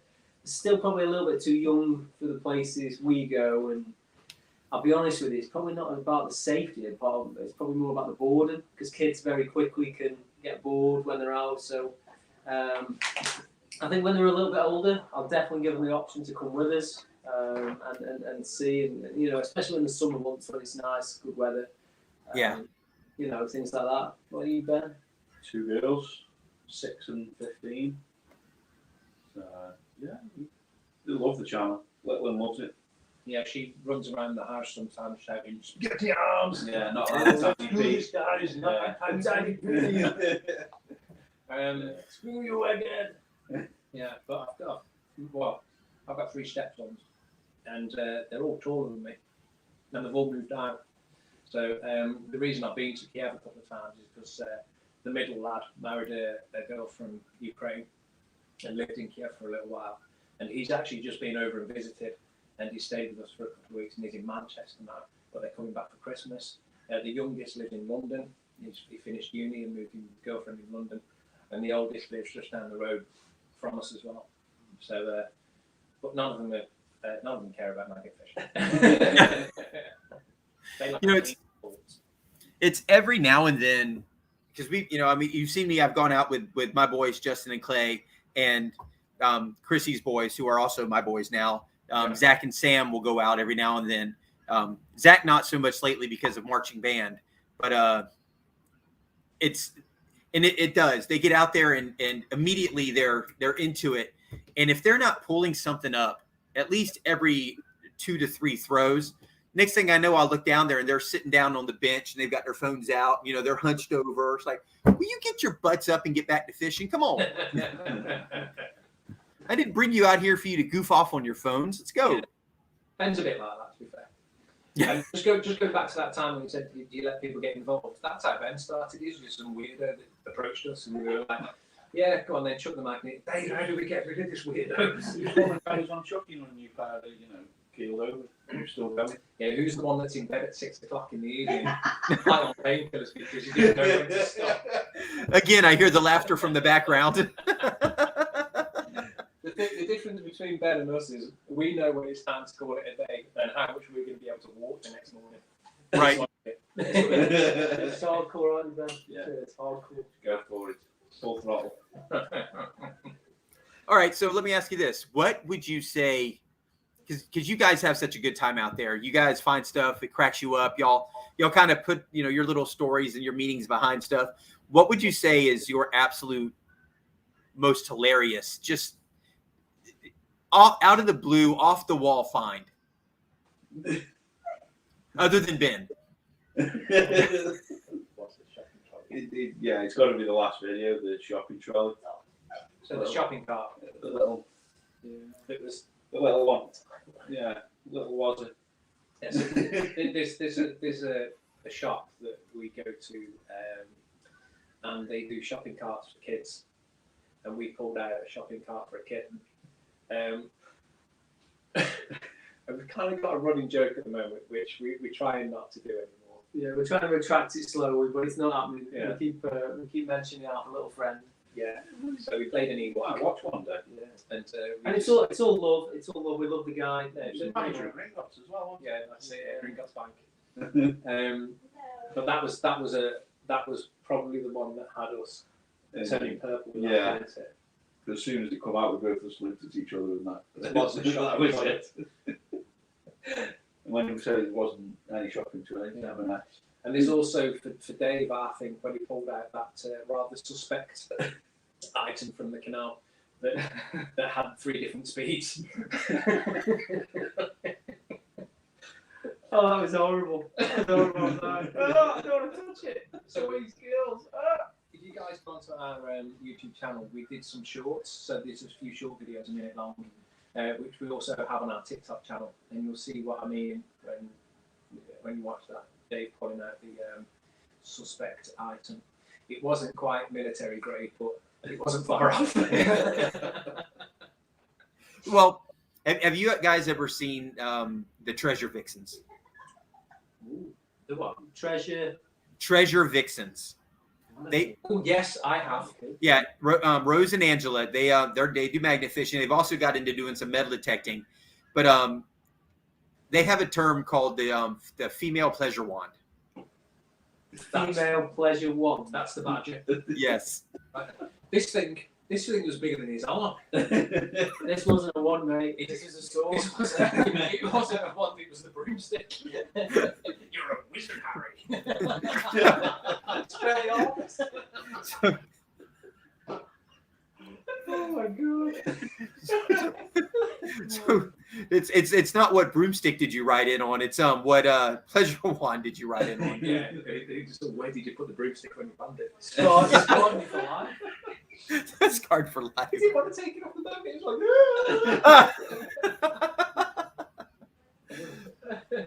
like, It's why, how, who, just what. yeah. It's not doing it for me anymore. This, Had to go. it was dirty as well, wasn't it?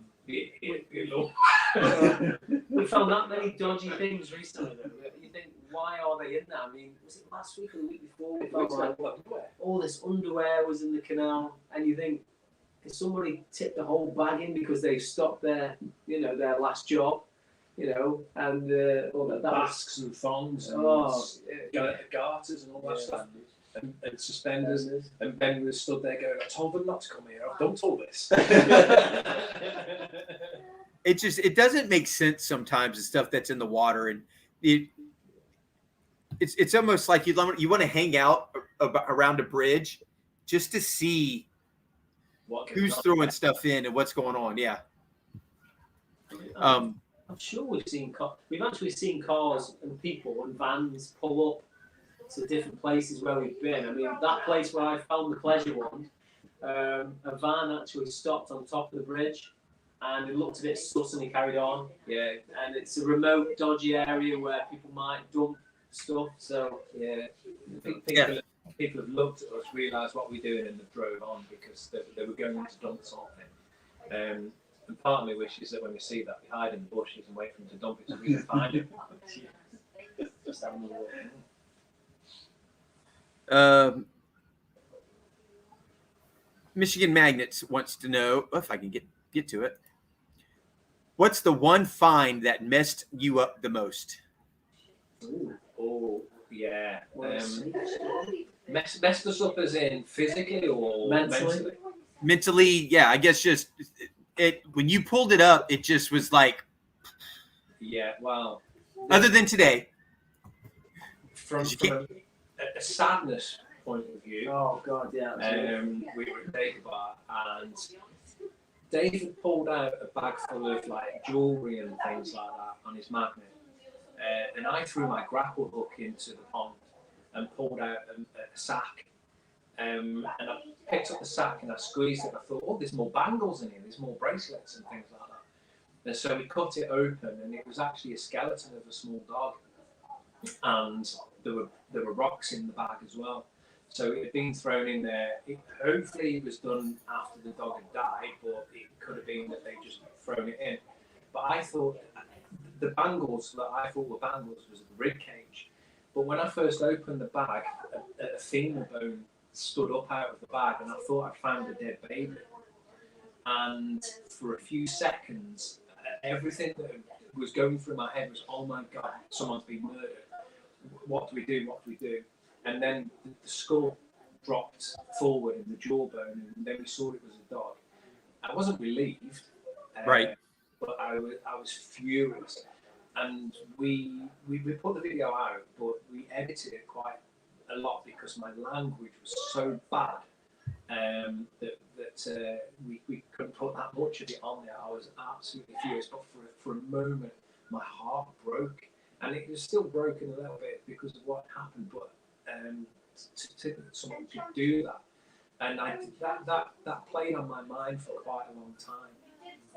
Yeah, I can imagine. It's every time I put my claw on and throw my claw in the water, there's always that fear of, are you going to grab that?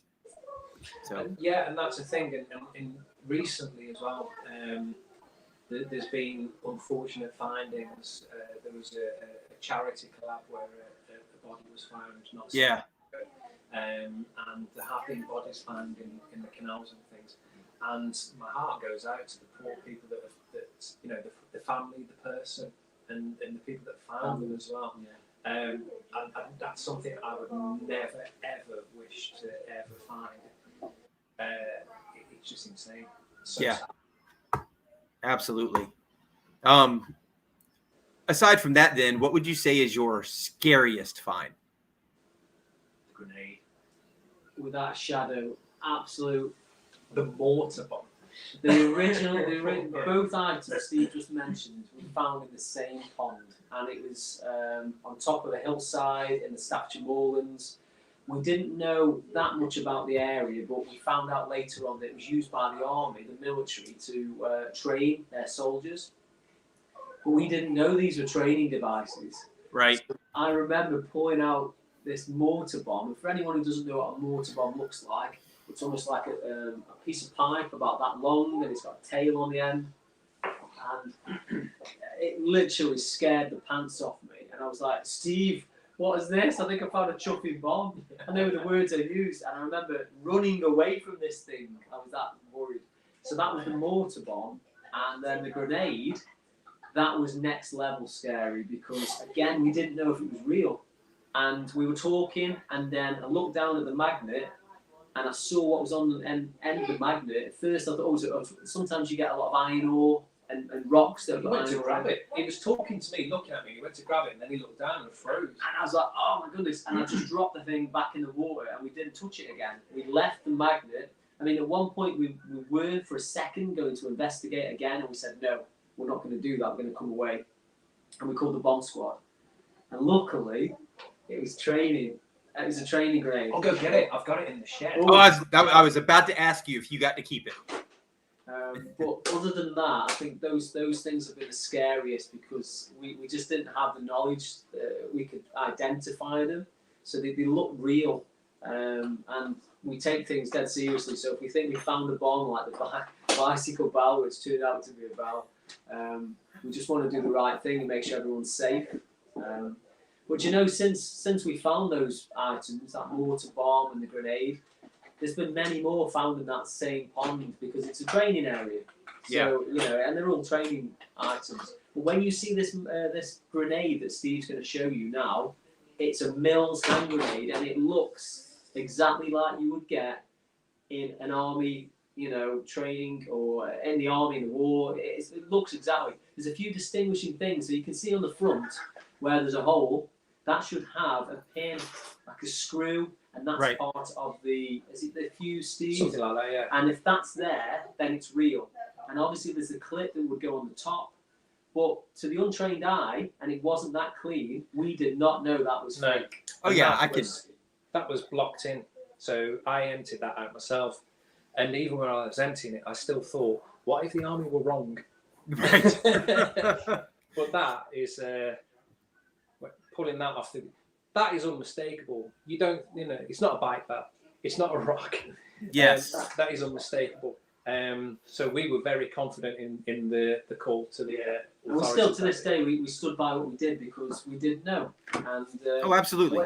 When you feel the weight of this thing, everything about this grenade is like the real thing. I would catch a grenade for you. The obvious differences are, like I said, there's no. He's a bad man. There's nothing inside and there's no screw. But when that come out, we were scared, weren't we? When that came out, imagine what came out of him. The other thing as well, when we actually called the bomb squad, and this was still stuck to my magnet, and the guy. And the two guys, the bomb squad guys, went down to the magnet to retrieve this and inspect it.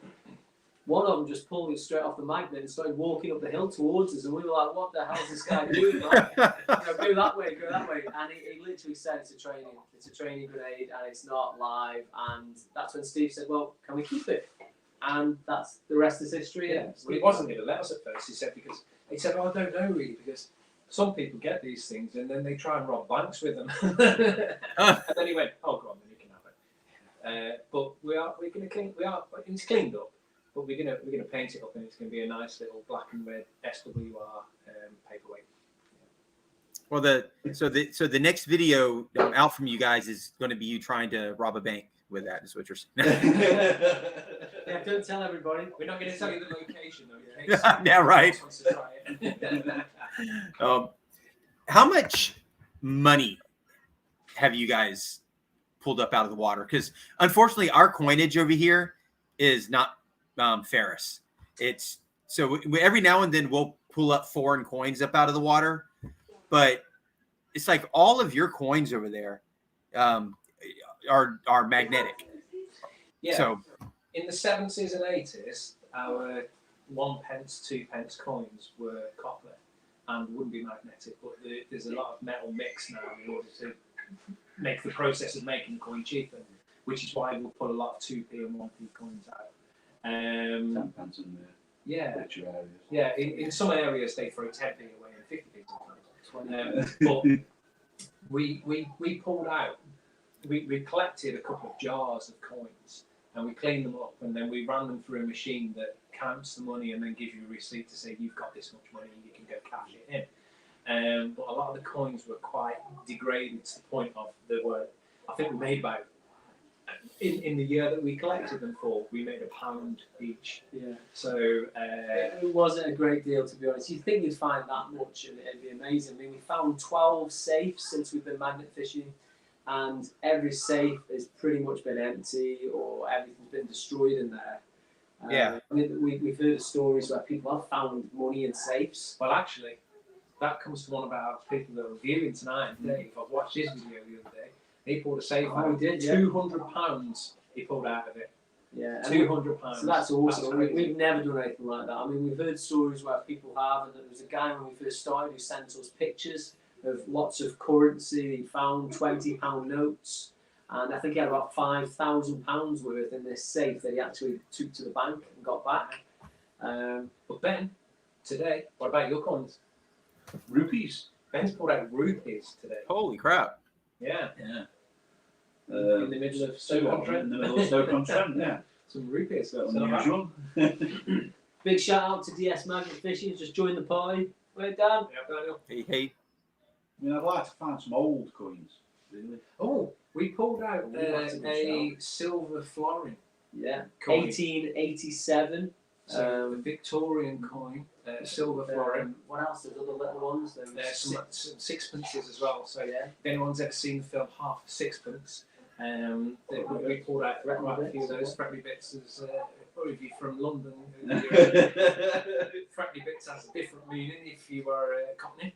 But yeah, Fretley Bits, half sixpence, all that stuff.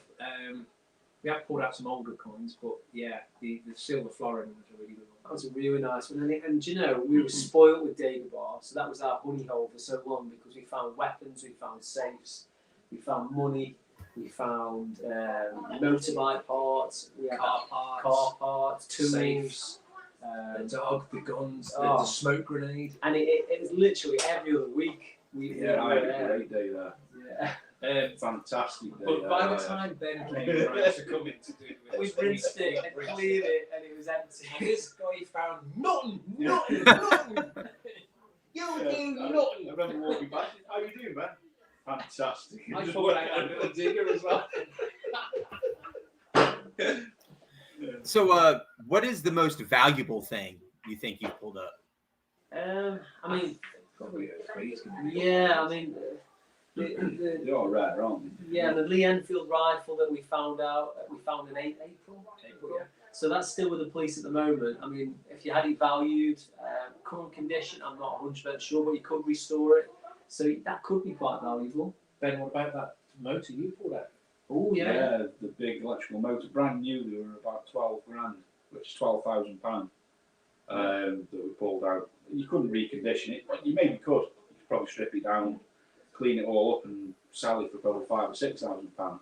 But yeah, A couple of the motorbikes that we pulled out were rare Hondas, and the engines on those were quite expensive second hand. Pulling them out of the canal probably not so good, but if people have got those in their garage or anything like that, and they just wanted to sell the engine alone, they'd make a few thousand off the engine. Some of the power tools you found back in the day. Yeah, I Steve? pulled out a Makita wrecking drill. That would have been it. Oh yeah, mine is. Oh God, what else? Couple hundred maybe on The that. silver florin is probably worth a little bit.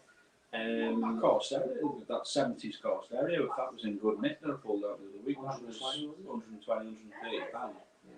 So the thing with all these finds, mate, is if they were in good condition. Yeah. And that's Yes. the thing. I mean, unfortunately, because they've been in the canal that long, condition of them wears, it's a bit sort of ruined. Bit But scrappy. a couple of things I'd say: the 303 and the thing we found today, quite valuable. So Digger bucket would be valuable. Oh, we put Oh, out yeah. a digger bucket on that. JCB digger bucket, Yeah.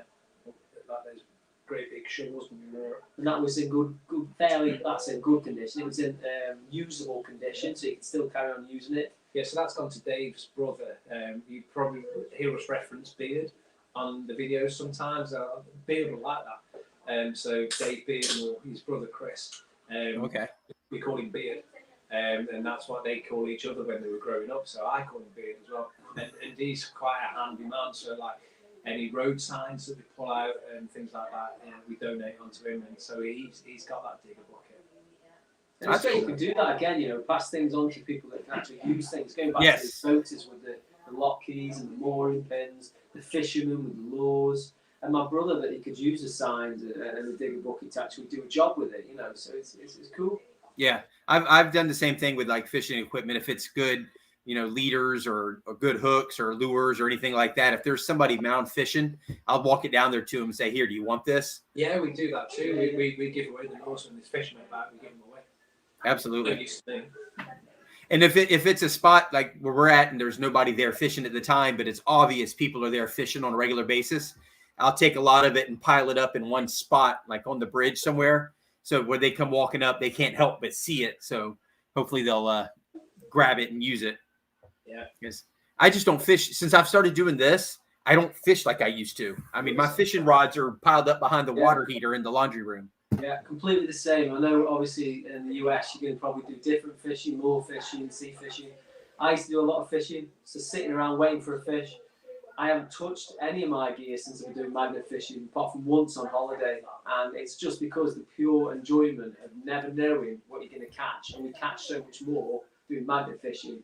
It's a no-brainer. Near Ben caught a fish. And he's catching a fish on the magnet. So there you go. You know. Yeah. I've seen that actually happen a couple of times. There was one where they hooked onto the fishing pole. And as they pulled the fishing pole up out of the water, there was a fish who had grabbed hold of the lure. So as they're pulling the reel up, they got a fish. That's mental. That's crazy. We found fishing rods. Plenty of fishing rods. Yeah, and reels, Chairs. fishing chairs, and it's like you wonder if the fisherman's had such a bad day, and it's like, oh, this is crap, and they just chucked it all in, you know, and it's gone in. Camping equipment, tents, umbrellas. Yeah. Do you guys run into cast nets? Yes. Well, keep nets sometimes, I think. We pulled We've had a couple, haven't we? maybe the odd one. Some nets, yeah. Where we fish in Dagobah, there's people go and fish in there. If they haven't got a fishing license, they'll go to places like this where they can't get into trouble for fishing there. And we tend to find a lot of this stuff in places like that, like keep nets and rods and stools and that kind of stuff. Never anything in them that. No.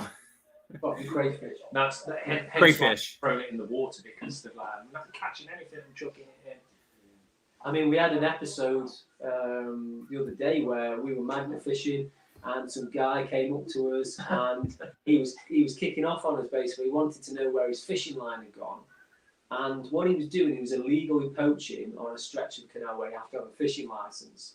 Oh. And we hadn't touched his gear, but I think that I did actually pull his gear in, but the thing is, where he left it, if the boats were coming through, they would have smashed dragged it it up away anyway. anyway. But I dragged some line up with a load of little lures on it. But do you know what? He was poaching, so it was tough. And Yeah. he was looking through the scrap, and I said to him, "What are you doing?" And he was muttering and mumbling, and then he walked off. And I just thought, to be honest, if he'd have kicked off, I probably would have said, "Well, mate, I tell you what, let's call the police because you're poaching." You know, but and the reason that they're not supposed to fish there as well is if they cast out, it was right by a railway, and there's lots of power lines that go over the top of that, and if they're casting out over there, they're endangering their own life. So if I did him a favour. Right. How deep are a lot of those canals? Because you see those boats go through there, and they don't look like they run a lot of draft. How deep are those? they do vary. It depends on this. I mean, we've gone to some canals where they've been really, really deep, and the locks can go to like 20 foot. But most of the canal sections we fish on, you've got like a drop of a couple to 3 foot, and then in the centre of the canal, they're like a V shape where they go down to allow the boat to go through, and that can go to what, between 8 like 12 foot, 12 foot. 12 foot. So they can cave as they go along. So the thing I always say is with canals is if you're in the water, you've got a good chance of getting out. But if you're in the silt, then you're in trouble. Right, you're stuck. Yeah, and if you think of a canal that might be 12 foot in the middle, and maybe, I don't know, 6 foot that could be Sil. It's game over. I mean, we went fishing in Birmingham a few months back with the Outcast guys, and somebody's dog jumped into the canal right in front of us, and it was like a standard poodle, and he couldn't swim, and its fur got waterlogged really quickly. It started to panic, and it started to go under, and the owner just stood there screaming at the dog, and it was like, don't scream at the dog. But luckily, me and Dave both had a cool head, and I grabbed its collar, and I think grabbed its tail or something like that. I just managed to get hold of it and yank it out of the water before its head was going under. And dogs are fairly competent swimmers, but this thing had no clue. And imagine if someone, we always think about safety, and imagine if that's someone's child. That Right. We get a lot of teenagers that jump into the canals here in the summertime. And it's fine, jump into the water and you're okay, but the stuff that we pull out, if we pull out a 4-foot spike from the canal, that's something that they can impale themselves on. Absolutely. They jump off the bridges as well. And it's crazy the dangers that are in these canals that people don't see. The dangers of the water. So regardless of how deep the canals are sometimes, it's the danger that's just under the surface that they don't see, rather than the silt or how deep it is. Well, that story with the dog kind of sounds like a scene from the Never Ending Story. Did you ever see that movie? That's one of my favorite films. Yeah, with the horse and the what was it? The swamp. Artex. Yes. If you get sad, you'll sink. Yes. That broke my heart when I was a kid. Yeah, considering it's a kid's film, that's pretty hardcore, isn't it? It is, yeah. I was so happy at the end though when Artex and Atreyu were back together. Tag team. Yeah, one of my favourite films. Yes, they never should have made a part 2. I just make believe things like that didn't happen. Yeah, exactly. It's like you really messed it up when you did that. Yeah, there's a few things that I make believe. I'm a big Star Wars fan, so the prequels didn't happen. And the sequels are okay, but the best thing that happened to Star Wars since Empire Strikes Back was The Mandalorian. So, the prequels, oh my god. Yeah, they were... Anakin Skywalker. But I won't go there. Cut me deep, man. Cut me deep. I agree. I don't think any of the movies touched the original 3. The original. I mean, Empire is my favourite, and there's... we could ramble on about Star Wars all night, and I will, but I will say this: that Shadows of the Empire was the best Star Wars movie that never happened, and I'd love to see something happen with that. Yeah. I haven't seen any of The Mandalorian. You need to. And the Book of Boba Fett. You need to. That's coming out. The Book of Boba Fett. You need to watch that. Yeah. Okay. But that's all. That's on. I guess is that on Disney Plus or whatever? Yeah. That's what I thought. Yeah, we don't have that. I got it. I've actually got it with my phone subscription, so I got it free with my phone subscription. Oh, okay, that's cool. But there's so much good stuff coming out on that, and I don't know if you've got Netflix or if you've been watching Cobra Kai. That's we've got the first 2 seasons down, and then we haven't. It's Chrissy's been going for her bachelor's degree, so. Yeah. She's been so busy. She graduates with her bachelor's in like 4 weeks, so she's going to be free of that for a while. And a lot of the stuff that we were watching, we've kind of all just put aside because it's either one of us is watching or the kids are watching, and we like to watch all that stuff sitting down together. And we've kind of stopped watching a lot of it because of that. So. There's going to be a big binge watch on the horizon, isn't there? Yes. We're not afraid of binge watching. We've done a lot of that. I'm a massive fan of Scrubs. I loved Scrubs. A couple of years ago, I watched the whole series. I won't watch season 9. Season 9 is like the prequels of Star Wars. It didn't happen. But I watched season 1 to 8 3 times in a row, back to back. I love it that much. I don't know what it is about it. It's just such a great comedy. I love yes. Doggone it. Did you watch any of Dexter? I love Dexter. Now, I know there's a new series out, and I'm recording them all, and I'm going to binge them. But Dexter is a stroke of pure genius. That was so well done. I loved it. My wife won't watch it though because the eye struck killer freaked her out that much that she couldn't get past season 1. They started with that, starting that the whole series off with that was phenomenal because it's so many series. It's like the first season they're setting things up. They spend too much time setting everything up. Yeah. And they just went right into it. Yeah, went crazy with it. Yeah. I've got to say though, the last episode of Dexter, not in the new season. I was just saying, you're not watching the new season yet. I haven't seen the new season, but the last episode, would it have been season 8? When he becomes a lumberjack and he's Yes. and all that. I thought the last episode was a bit lame. That's just making me think of Monty Python though. Yeah. A lumberjack. But that last episode was a bit lame. So I'm hoping the new season is going to be awesome because most of it was brilliant. I mean, when he lost his wife and he went back, I was gutted. I felt pain Do you know for a what I while thought? on that. I thought that Dokes didn't die until they found his body. I was convinced. I was like, no, you can't kill Dokes. I love him. And then they found his body, and I was so convinced. That Awesome series. Yes. I think John Lithgow was brilliant. oh yes, he was. That absolutely. Love John Lithgow. I think the problem with the ending of that original series was I don't think they knew where to go with it. I don't think they could come up with a good solid place to go with it. No one wanted Dexter to get caught, and that was the thing. But you also can't reward bad behaviour, can you? Even though he was doing the right thing in his mind, it was still wrong. Yes. But It follows the code. Yeah, but nobody wanted. No one wanted. He was the anti-hero, wasn't he? But no one. It's like, I always loved the bad guys in Star Wars. My tattoos are all of the bad guys in Star Wars because it's always cooler to be the bad guy. And I remember at college, I studied media and I made like mini movies and stuff like that. And I acted in my own little mini movies. I was like, I want to be the bad guy and I want to be killed off. And it's always cool to be the bad guy. But yeah, they didn't want to kill him off because there would have been a bit of uproar. But they didn't want to make it like he got away with it completely. And do you know what? The one thing that links us to Dexter as well is that when we started magnet fishing, and we still do it. Yeah, Dave killed loads of people. And he dropped them in the canal. We just put them in the canal. For all the plastic sheeting, Right? All cut up. covered my car and we covered Ben's car on the inside, but we've got rid of all the stuff. It was like Dexter's garage. And it's just like a murder scene every time when we go out because we've got all the plastic. So when my neighbour used to come out and he'd be like, "What are you up to?" And I'm going magnet fishing. Then he'd look at the inside of my car and in the boot, and it was all plasticed out, ready to go. And it's just like it's proper Dexter style. As he kidnapped another drug dealer. Right.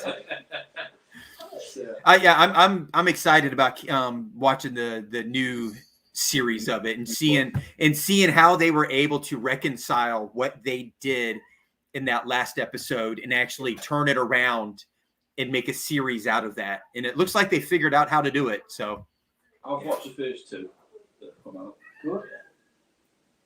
Yeah, It's good so he far, said yeah. they're good. He's seen the first 2. He says they're good. To be fair, for Ben to tell you that he's watched anything is quite a miracle because Ben's one of those channel flickers. he's paid for the whole he's paid for the whole package of so he's going to get the whole package. yeah. So he will spend about 3 hours flicking through 500 channels, and then it's like, oh, 3 hours could have watched a film. Right? But he's watched about 3 seconds of every channel. Yeah. I'm making the most of it. I've got to watch all the channels. Right. Well, if you flip it the right time, you can have a whole series going on there. It's like at Mad Libs, the Mad Lib books. Yeah, you could follow on. But sometimes if you flick at the right time. You gotta flick it right. Yep. See, dirty minds. I bowl every Friday night, and Chrissy isn't able to bowl right now again because of her schoolwork and everything. But I get up there, and it was one of those. She'd go, "Put it in the hole," and of course, I would turn around, and with the thumb hole on the ball, I'd start doing that on the thumb hole. So everybody's like dying laughing around us. Yeah. My brother's actually started taking up on. So my brother moved. He married a lady from Oklahoma, and he moved to the States with her a few years back. He lives in Kansas with her now, and he's joined a bowling team. My brother looks like Dan Aykroyd, and I'm not kidding. He's almost the spit of Dan Aykroyd. So every Christmas, well, for a while every Christmas, I'll buy him something Ghostbusters related. Right. A T-shirt with the proton pack on the back and things like that. Honestly, he looks like him. If it wasn't for the fact he had Bell's palsy a couple of years ago, and now he looks like Dan Aykroyd with the winky eye. Like a pirate fish, you know. Arr! But yeah, I don't suppose he's watching this. That's funny. See, bowling's different. I used to play the crown green bowling. Yeah. The traditional English game. Yeah, the old man one. Yeah, renowned for old man sports, yeah. I gave you the back. Oh, I didn't have a bad back then, did I? Well, you did afterwards, though, so I reckon he gave it Were you any good at that then? The crown ball. Yeah, played county. Got to the last 8 All Englands. Professional darts. Yeah. Crown green balls. Anything else you want to tell? International table tennis as well. I played when I was school age, 16. Jesus. Yeah. Wave without rain coming up on us. Yeah, played international table. Went to a jury, played table tennis. Yeah. Mate, that's awesome. So Ben's our regular Forrest Gump right here. He's very talented at all sorts of sports, including table tennis, Crown green ball. crown green bowls, darts, Golf, I played county. midget tossing. What else? Midget tossing.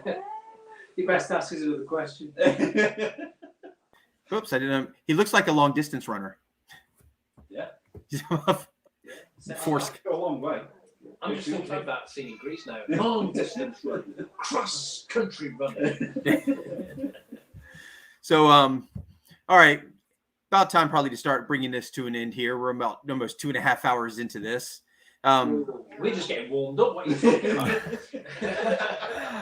I know, but it's getting dinner time over here, and I got to start cooking dinner. No worries, buddy. Oh, I can sense that doghouse, mate. I know that. I feel your pain. I'm starting to get the hook over here, you know. So, before we end, is there anything you guys, other than this video, that I'm like all pumped up now to watch next week? Any news? Any AZ Mort shows up right as I'm getting ready to call it quits. Any news, anything you got coming up that you think everybody should get to hear that you haven't talked about already? Well, because we've come up to the 2,000 subscribers, we are doing a giveaway. Unfortunately, it would be UK only due to the cost. Yes, understand that. So you send me abroad? Yeah, we're going to send Ben in a box. You've seen Madagascar? Yes. I like that moment. I like that moment. We send the Benjamin Baracus. Ben Baracus. So we have got that coming up. That we're doing a giveaway for when we hit the 2K. Every Christmas we try to do a comedy moments video and things like that. So look out for things like that coming up. We're fairly new to TikTok, but one of our videos hit 166,000 views, and it was the bike bell video. So it'd be nice if people sent a little bit of love over on TikTok for us as well. We're fairly new on there. But other than that, nothing too surprising that's coming from us at the moment. Just keep watching and hopefully just keep enjoying the videos that we are putting out.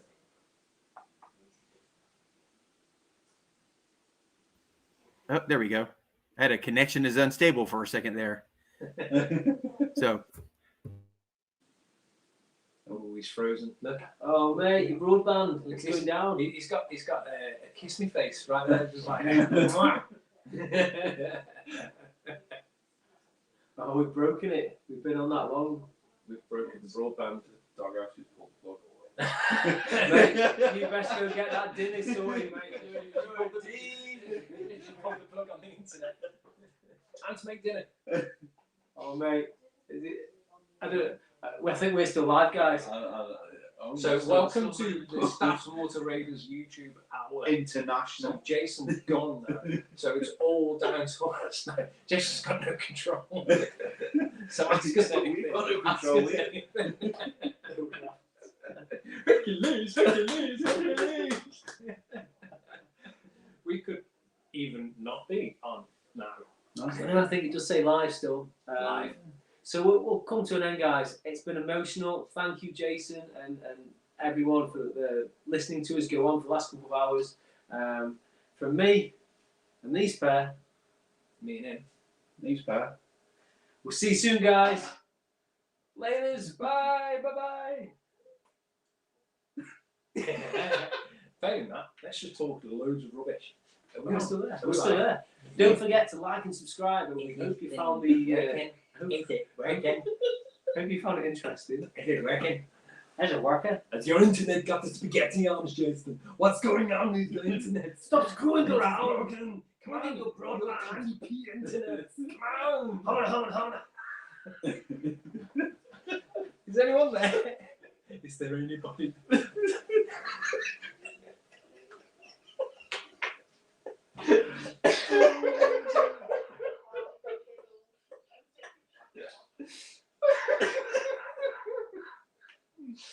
Hello? Is it me you're looking for? This house is clean. Cleansing the demons. I have exercised the demons.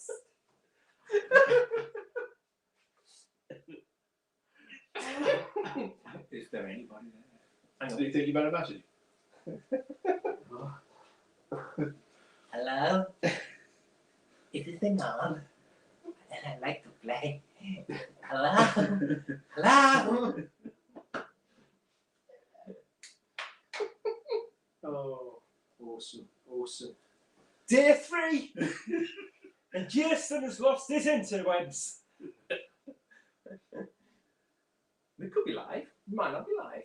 Anyone there? Is there anybody? I think we're still live because that says live. We are still live, yeah?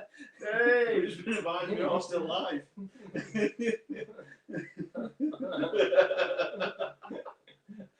He says, well, damn guys, so sorry about that. I've never had that happen before. We're still on. This is it. So This is Stats Water Raiders live. this is it.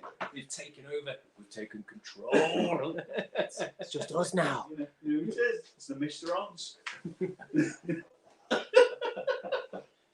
Hello? Is the thing on? Steve, knock. There we go. Hello? Hello? Hello?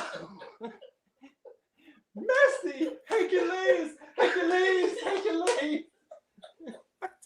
What the heck did I come back into? Hello! Scary Spa Center.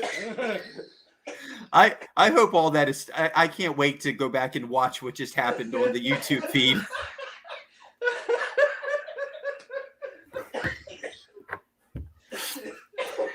I had to I've never had that happen before. I had to just completely shut everything down and reboot and come back That's in. okay. We took over. We handled it. It Professional. went smoothly. Blame me for that. It went so smooth. It was perfect. You couldn't have left it in better hands. You gonna apologize for that? I'm sorry, babe. Mate, That's get that dinner cooked. That's why you're Yes. in the house. I do need to get to that, guys. So I'm glad you entertained the crowd while I was gone. I really know what? appreciate that. If we were live on TV, we would have handled that so seamlessly. No one would have known there was an issue or a problem. So watch it back and watch how perfect we were. I'm going to, because I pop back in and all I see is your face right up in there. So, oh. All right, guys. I really appreciate you guys taking the time out of your Saturday evening to come out and hang out with me, answer questions, talk to everybody. Guys, your guys' channel is awesome. It's awesome that you got Ben in there with you. I can't wait to see what's going on. Yes, the custody battle is finally over. That's nice to see. He loves me more still. Oh, Jason, Joe, we appreciate it so much that you've moved your slot so we could come along, be on the video. We've really enjoyed it. Thank you so much for having us on. Anyone that doesn't know us that are watching it tonight, just come and have a look at our channel, and we hope you enjoy it. And thank you so much for taking your time out to watch us too. Yeah, absolutely, guys. Really appreciate it. Everybody, I hope you've had a chance to get over there and subscribe to him. If you haven't, make sure you do. Find him on TikTok. What is your TikTok? Is it the same thing? That's Water Raiders, and you'll find us there. There you go. All right, right on, guys. Really appreciate it. Hope can't wait to see your video tomorrow, and I really can't wait to see what you've got coming out next week. I'm really fired up about that now. So, guys, take care. Have a great weekend. Cheers. Cheers, buddy. Hey. See you guys. Leave the place a little better than you found it, everyone. Stay squatchy, y'all. It's time to get out of here. Get out of here now. Don't waste my time. Frozen. It's got it down.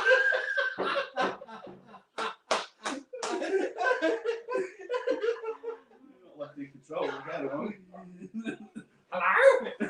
Richie!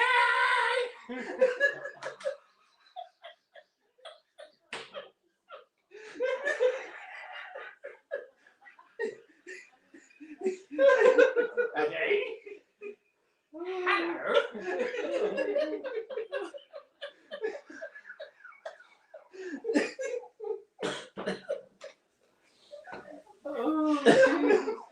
Oh, we still.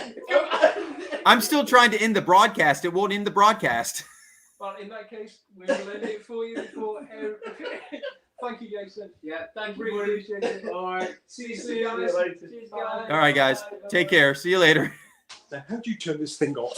What the heck? What the heck? Oh my god, oh my god, oh my god.